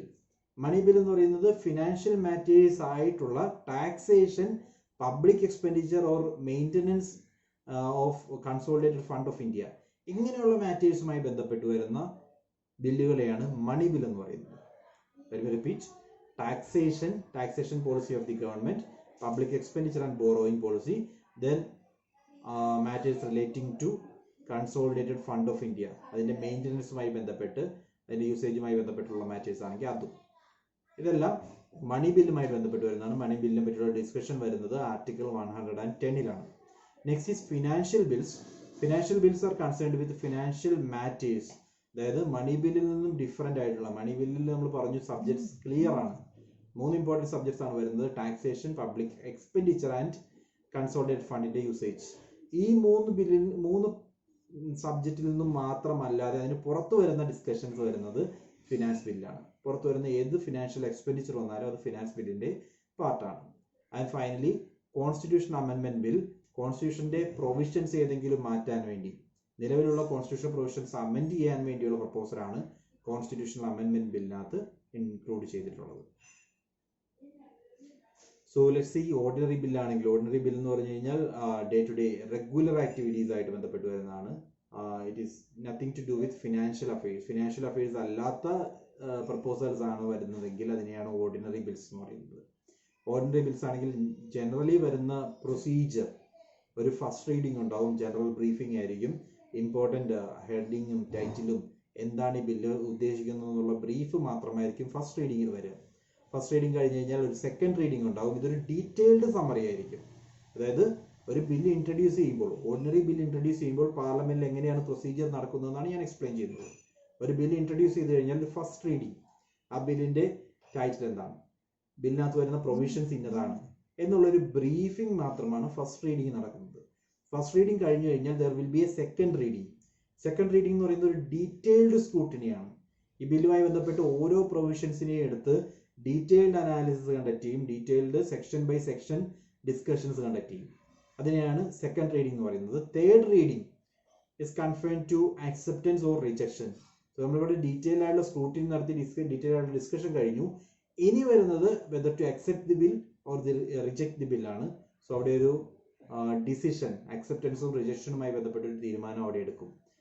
Fourth, അതായത് ഈ തേർഡ് റീഡിംഗ് കഴിയുമ്പോൾ അവിടെ ഒരു വോട്ടിംഗ് നടക്കുന്നു. വോട്ടിംഗ് കഴിഞ്ഞ് പാസ്സാവുകയാണെങ്കിൽ സെക്കൻഡ് ഹൗസിലേക്ക് ബില്ല് അയക്കുന്നു. സെക്കൻഡ് ഹൗസിൽ വെച്ചിട്ട് എഗെയിൻ ഈ പ്രൊസീജിയർ വീണ്ടും കണ്ടിന്യൂ ചെയ്യുന്നു. അതിനുശേഷം അവരും പാസ്സാക്കുകയാണെങ്കിൽ ലാസ്റ്റ് സ്റ്റേ എന്ന് പറയുന്നത് പ്രസിഡന്റിന്റെ അസെന്റ് ആണ്. പ്രസിഡന്റ് സൈനും കൂടി ചെയ്തു കഴിഞ്ഞാൽ ഈ ബില്ല് ആക്റ്റായി മാറും. സോ ഓർഡിനറി ബില്ലുമായി ബന്ധപ്പെട്ട് നോർമലി ഒരു ബില്ലിന്റെ പ്രൊസീജിയർ എന്ന് പറയുന്നത് ഇതാണ്. നോർമലി ഒരു നോർമൽ ബില്ലിന്റെ പ്രൊസീജിയർ എന്ന് പറയുന്നത് ഫസ്റ്റ് റീഡിംഗ് ഉണ്ടാവും, ജനറൽ ബ്രീഫിംഗ് ആണ്. Second reading detailed discussion and analysis. Third reading acceptance and rejection ആണ് അവിടെ വരുന്നത്. ആൻഡ് ഫോർത്ത് സ്റ്റെപ്പ് എന്ന് പറയുന്നത് 3 ടൈംസ് ആണ് റീഡിംഗ് വരുന്നത്. ഫോർത്ത് സ്റ്റെപ്പ് പാസ്സാക്കിയതിനു ശേഷം അടുത്ത ഹൗസിലേക്ക് അയച്ചു കൊടുക്കുകയാണ്. അടുത്ത ഹൗസ് അത് പാസ്സാക്കി കഴിഞ്ഞിട്ടുണ്ടെങ്കിൽ ഫിഫ്ത്ത് സ്റ്റെപ്പായിട്ട് പ്രസിഡന്റിന്റെ അസെന്റ് കൂടി കിട്ടിക്കഴിഞ്ഞാൽ ബിൽ becomes an act. ഇതാണ് അതിൻ്റെ പ്രൊസീജിയർ. ദെൻ ഓർഡിനറി ബില്ല് കഴിഞ്ഞാൽ next is money bill. Money bill എന്ന് ഇൻക്ലൂഡ് ചെയ്തിട്ടുള്ളത് ആർട്ടിക്കിൾ 110 മണി ബിൽ എന്ന് പറയുന്നത് ഒരു ഫിനാൻഷ്യൽ അലോക്കേഷൻ, അതായത് മൂന്ന് മെയിൻ സബ്ജക്റ്റുകളുമായി ബന്ധപ്പെട്ട് വരുന്ന എക്സ്പെൻഡിച്ചറോ മെയിൻ സബ്ജക്റ്റുമായിട്ട് ബന്ധപ്പെട്ട് വരുന്ന അലോക്കേഷനോ വരുന്ന ബില്ലുകളെയാണ് മണി ബിൽ എന്ന് പറയുന്നത്. 3 സബ്ജക്ട്സ് എന്ന് പറയുന്നത് ഒന്നാമത്തത് ടാക്സേഷൻ ആണ്, രണ്ടാമത്തത് ബോറോയിങ്സ് ആൻഡ് എക്സ്പെൻഡിച്ചർ, മൂന്നാമത്തത് custody and maintenance of consolidate funds. ഇന്ത്യയുടെ കൺസോളിഡേറ്റ് ഫണ്ട്സിന്റെ കസ്റ്റഡി ആൻഡ് മെയിൻ്റനൻസ്. ഈ 3 സബ്ജക്ട്സുമായി ബന്ധപ്പെട്ട് ഈ 3 സബ്ജക്ട്സ് മാത്രമാണ് വരുന്നതെങ്കിൽ അത്തരത്തിലുള്ള ബില്ലിനെയാണ് മണി ബിൽ എന്ന് പറയുന്നത്. ഇത് ഇൻക്ലൂഡ് ചെയ്തിട്ടുള്ളത് ആർട്ടിക്കിൾ 110 ഇന്ത്യൻ കോൺസ്റ്റിറ്റ്യൂഷന്റെ ആർട്ടിക്കിൾ 110 മണി ബില്ലിനെ പറ്റി പറയുന്നത്. നെക്സ്റ്റ്, രാജ്യസഭ മണി ബില്ല് വരുമ്പോൾ ഓർക്കേണ്ടത്, മണി ബില്ലുമായി ബന്ധപ്പെട്ട് കാര്യങ്ങൾ തീരുമാനിക്കുന്നത് ലോക്സഭയാണ്. ലോക്സഭയിൽ മാത്രമേ ഇൻട്രൊഡ്യൂസ് ചെയ്യാൻ സാധിക്കുകയുള്ളൂ. പക്ഷേ ഇൻട്രൊഡ്യൂസ് ചെയ്യുമ്പോൾ പ്രസിഡന്റിന്റെ പ്രയർ റെക്കമെൻഡേഷൻ ഉണ്ടായിരിക്കണം. പ്രസിഡന്റിനെ മുൻകൂട്ടി അറിയിച്ച് സാങ്ഷൻ മേടിച്ചതിന് ശേഷം മാത്രമേ ലോക്സഭയിൽ ഈ ബിൽ ഇൻട്രൊഡ്യൂസ് ചെയ്യാൻ സാധിക്കുകയുള്ളൂ. ഇൻട്രൊഡ്യൂസ് ചെയ്ത് കഴിഞ്ഞാൽ ലോക്സഭയാണ് പിന്നീട് കാര്യങ്ങൾ തീരുമാനിക്കുന്നത്. ലോക്സഭ അത് പാസ്സാക്കിയിട്ടുണ്ടെങ്കിൽ രാജ്യസഭയ്ക്ക് അയച്ചു കൊടുക്കുന്നു. അതെല്ലാ ഫോർമാലിറ്റിയിൽ എല്ലാ ബില്ലിന്റെ കേസിലും അതേ പ്രൊസീജിയർ ഉണ്ട്. രാജ്യസഭയ്ക്ക് ചെയ്യാവുന്നത് ഡിസ്കഷൻസ് നടത്താം. ദെൻ 14 ദിവസം കഴിയുമ്പോൾ ഓട്ടോമാറ്റിക്കലി ആ ബില്ല് പാസ്സായതായിട്ട് അങ്ങ് ട്രീറ്റ് ചെയ്യും. 14 ദിവസത്തിൽ കൂടുതൽ ഡിലേ ചെയ്യിക്കാനും സാധിക്കില്ല. Maximum 14 days. 14 ഡേയ്സിനുള്ളിൽ രാജ്യസഭ അത് റിജക്റ്റ് ചെയ്താലും പാസ്സാക്കിയാലും അതൊരു മാറ്ററേ അല്ല, ബില്ല് എക്സിസ്റ്റൻസിൽ വരും. ബിക്കോസ് രാജ്യസഭയല്ല ലോക്സഭയാണ് മണി ബില്ലിന്റെ കാര്യങ്ങൾ തീരുമാനിക്കുന്നത്. ഓക്കെ, ദെൻ ഒരു ബില്ല് മണി ബില്ലാണോ അതോ ഓർഡിനറി ബില്ലാണോ എന്നുള്ള തീരുമാനം എടുക്കുന്നത് ലോക്സഭ സ്പീക്കറാണ്. സ്പീക്കറിന് മാത്രമാണ് അതിനുള്ള പവർ. ഒരു ബില്ല് മണി ബില്ലാണോ ഓർഡിനറി ബില്ലാണോ എന്ന് തീരുമാനിക്കാനുള്ള അതോറിറ്റി ലോക്സഭ സ്പീക്കർക്കാണ്. സോ മണി ബില്ലുമായി ബന്ധപ്പെട്ട് ഇത്രയും കാര്യങ്ങൾ അറിയുക. മണി ബിൽ എന്ന് പറയുന്നത് ആർട്ടിക്കിൾ 110 ഇൻക്ലൂഡ് ചെയ്തിട്ടുള്ളത്. ലോക്സഭയ്ക്കാണ് power in case of money bill. Then ലോക്സഭയിൽ മാത്രമേ ഇൻട്രൊഡ്യൂസ് ചെയ്യാൻ സാധിക്കുകയുള്ളൂ. പ്രയർ റെക്കമെൻഡേഷൻ ഓഫ് പ്രസിഡന്റ് ഉണ്ടായിരിക്കണം. രാജ്യസഭയ്ക്ക് ചെയ്യാവുന്നത് 14 ദിവസത്തേക്ക് ഡിലേ ചെയ്യാം എന്നുള്ളത് മാത്രമാണ്, അല്ലാതെ വേറൊരു പവറും രാജ്യസഭയ്ക്ക് ഇവിടെ ഇല്ല. ദെൻ ഒരു ബില്ലിനെ whether it is money bill or not എന്ന് ഡിസൈഡ് ചെയ്യുന്നത് ലോക്സഭ സ്പീക്കറാണ്. Next type is finance bill. Finance bill include ചെയ്തിരിക്കുന്ന ആർട്ടിക്കിൾ 117 117 ഫിനാൻസ് ബില്ലിൽ 2 കാറ്റഗറി ഓഫ് ഫിനാൻസ് ബില്ലിനെ പറ്റി പറയുന്നുണ്ട്. ഒന്നാമത്തെ category, first category is article 17 subsection 1. 17 subsection 1 include ചെയ്തിരിക്കുന്നത് the bill consist of 1, few or all subjects of article 110 and also consist of other financial subjects which are not mentioned in article 110. 110 അതായത് മണി ബില്ലുമായി ബന്ധപ്പെട്ട് വരുന്ന ഏതെങ്കിലും ഒരു സബ്ജക്റ്റിനകത്ത് ബന്ധപ്പെട്ടിട്ടുണ്ട്. Like ടാക്സേഷനെ പറ്റിയുണ്ട്. At the same time money ബില്ലുമായിട്ട് ബന്ധപ്പെടാത്ത ഒരു സബ്ജക്റ്റും ഉണ്ട്. ഓക്കെ, മണി ബില്ലുമായി ബന്ധപ്പെടുന്ന ഒരു സബ്ജക്റ്റും മണി ബില്ലുമായിട്ട് ബന്ധമില്ലാത്ത മറ്റൊരു സബ്ജക്റ്റുമാണ് ബില്ലിന്റെ പെർവ്യൂയിലുള്ളെങ്കിൽ അത്തരത്തിലുള്ള ബില്ലുകളെയാണ് ഫസ്റ്റ് കാറ്റഗറി ഫിനാൻസ് ബിൽ എന്ന് പറയുന്നത്. Is it clear? മണി ബില്ലാണെങ്കിൽ മണി ബില്ലിൽ പറഞ്ഞിരിക്കുന്ന സബ്ജക്ട്സ് മാത്രമേ ഉണ്ടാകാൻ പാടുള്ളൂ. വേറസ് മണി ബില്ലുമായി പറഞ്ഞിരിക്കുന്ന സബ്ജക്റ്റ് ആയിട്ടുള്ള ടാക്സേഷൻ പറഞ്ഞിട്ടുണ്ട്. അതോടൊപ്പം തന്നെ മണി ബില്ലിന്റെ പെർവ്യൂവിൽ വരാത്ത ഒരു സബ്ജക്റ്റ് കൂടി പറഞ്ഞിട്ടുണ്ടെങ്കിൽ അത് ഫിനാൻസ് ബില്ലിന്റെ ഫസ്റ്റ് കാറ്റഗറിയാണ്. ഇവിടെ ഇറ്റ് ക്യാൻ ബി മണി ബില്ലുമായിട്ട് ബന്ധപ്പെട്ട് വരുന്ന അതേ പ്രൊവിഷനാണ്. It can be introduced only in Lok Sabha with prior recommendation of president. President prior റെക്കമെൻഡേഷനോട് കൂടി ലോക്സഭയിൽ മാത്രമേ ഇൻട്രൊഡ്യൂസ് ചെയ്യാൻ സാധിക്കുകയുള്ളൂ. പക്ഷേ deadlock is possible. Deadlock എന്ന് പറയുന്നത് ഒരു ഹൗസ് പാസ്സാക്കി മറ്റൊരു ഹൗസ് റിജക്ട് ചെയ്യുന്ന സിറ്റുവേഷൻ ആണ്. അതായത് രാജ്യസഭയ്ക്ക് ഈ ബിൽ റിജക്ട് ചെയ്യാനുള്ള പവർ ഉണ്ട്. വേറസ് മണി ബില്ലാണെങ്കിൽ രാജ്യസഭയ്ക്ക് റിജക്ട് ചെയ്യാൻ സാധിക്കില്ല. രാജ്യസഭയ്ക്ക് ചെയ്യാവുന്നത് 14 ദിവസം ഡിലേ ചെയ്യുക എന്ന് മാത്രമാണ്. പക്ഷേ ഫസ്റ്റ് കാറ്റഗറി ഫിനാൻസ് ബില്ലാണെങ്കിൽ രാജ്യസഭയ്ക്ക് റിജക്ട് ചെയ്യാനുള്ള പവർ ഉണ്ട്. ക്ലിയർ ആണോ? സോ മണി ബില്ലും ഫിനാൻസ് ബില്ലുമായിട്ട് കമ്പയർ ചെയ്യുമ്പോൾ മണി ബില്ലിലെ സബ്ജക്ട്സ് ഇന്നതാണെന്ന് ക്ലിയർ ആയിട്ട് നമുക്കറിയാം. 3 സബ്ജക്ട്സ് ആണ് പ്രധാനമായിട്ട് വരുന്നത്. ഒന്നാമത്തത് ടാക്സേഷൻ, രണ്ടാമത്തത് borrowing and expenditure policy. Then മൂന്നാമതായിട്ട് വരുന്നത് use custody of consolidated fund of India. ഈ പറയുന്ന സബ്ജക്ട്സിന് പുറത്ത് നിന്നുള്ള ഒരു സബ്ജക്റ്റും കൂടി ഇൻക്ലൂഡ് ചെയ്തിട്ടുണ്ടെങ്കിൽ അത് പിന്നീട് മണി ബില്ലല്ല, പിന്നീട് അത് ഫസ്റ്റ് കാറ്റഗറി ഫിനാൻസ് ബില്ലാണ്. അങ്ങനെ വരുന്ന ഫസ്റ്റ് കാറ്റഗറി ഫിനാൻസ് ബില്ലാണെങ്കിൽ അത് ഇൻട്രൊഡ്യൂസ് ചെയ്യാവുന്ന ലോക്സഭയിൽ മാത്രമാണ്. പക്ഷേ രാജ്യസഭയ്ക്ക് അത് ഡിസ്കസ് ചെയ്യാനും രാജ്യസഭയ്ക്ക് അതിൽ നിന്നും ആ പറയുന്ന ബില്ല് തള്ളിക്കളയാനുമുള്ള അധികാരമുണ്ട്. ഓക്കെ, ഇത്രയും ഓർക്കുക ഫസ്റ്റ് കാറ്റഗറി ഫിനാൻസ് ബില്ലിനെ പറ്റി. ദെൻ സെക്കൻഡ് കാറ്റഗറി ഫിനാൻസ് ബില്ലിനെ പറ്റി പറയുന്നത് ആർട്ടിക്കിൾ 117 സബ്സെക്ഷൻ 3 ആണ്. ആർട്ടിക്കിൾ 117 സബ്സെക്ഷൻ 3 ആണെങ്കിൽ a bill for which expenditure is to be made out of consolidated fund. Consolidated ഫണ്ടിൽ നിന്ന് എക്സ്പെൻഡിച്ചർ വരണമെന്ന് മാത്രമേ ഉള്ളൂ. കൺസോളിഡേറ്റഡ് ഫണ്ടിന്റെ മെയിൻ്റനൻസിനെ പറ്റിയോ അതിന്റെ യൂസേജിനെ പറ്റിയോ അല്ലെ, എക്സ്പെൻഡിച്ചർ അവിടെ നിന്നാണ് വരുന്നത്. ഇങ്ങനെയുള്ള ഒരു സിറ്റുവേഷനിൽ അതിന്റെ മെയിൻ്റനൻസ് അല്ല പറയുന്നത്, അതിന്റെ എക്സ്പെൻഡിച്ചർ മാത്രം കൺസോളിഡേറ്റഡ് ഫണ്ടിൽ നിന്ന് എടുക്കണം എന്നുള്ള സിറ്റുവേഷൻ ആണെങ്കിൽ ഈ ബില്ല് രാജ്യസഭയിലോ ലോക്സഭയിലോ എവിടെ വേണമെങ്കിലും ഇൻട്രൊഡ്യൂസ് ചെയ്യാം. And Rajya Sabha has the power to reject it. Okay, first കാറ്റഗറിയിൽ മാത്രമാണ് ലോക്സഭയിൽ ഇൻട്രൊഡ്യൂസ് ചെയ്യാൻ പറ്റുള്ളൂ എന്ന് നമ്മൾ പറഞ്ഞത്, സിമിലർ ടു മണി ബിൽ ആയതുകൊണ്ട്. സെക്കൻഡ് കാറ്റഗറി വരുമ്പോൾ ഈ ബില്ലിനകത്ത് എക്സ്പെൻഡിച്ചർ മാത്രമേ വരുന്നുള്ളൂ കൺസോളിഡേറ്റഡ് ഫണ്ടുമായി ബന്ധപ്പെട്ട്. സോ ഇൻ ദാറ്റ് കേസ് ഏത് ഹൗസിൽ വേണമെങ്കിലും ഇൻട്രൊഡ്യൂസ് ചെയ്യാം, രാജ്യസഭയ്ക്ക് അത് റിജക്ട് ചെയ്ത് ഡെഡ് ലോക്ക് ആക്കാനുള്ള അധികാരമുണ്ട്. സോ ഇത്രയും കാര്യങ്ങളാണ് നമ്മളുടെ പാർലമെന്റുമായി ബന്ധപ്പെട്ട ആദ്യത്തെ സെഷനിൽ ഇൻക്ലൂഡ് ചെയ്തിരിക്കുന്നത്. ബിക്കോസ് പാർലമെന്റ് എന്ന് പറയുന്ന ഒരു എലാബറേറ്റഡ് ടോപ്പിക് ആണ്. നമുക്കിവിടെ ഒരു സെഷനും കൂടി പാർലമെന്റിൽ കണ്ടക്ട് ചെയ്യേണ്ടി വരും.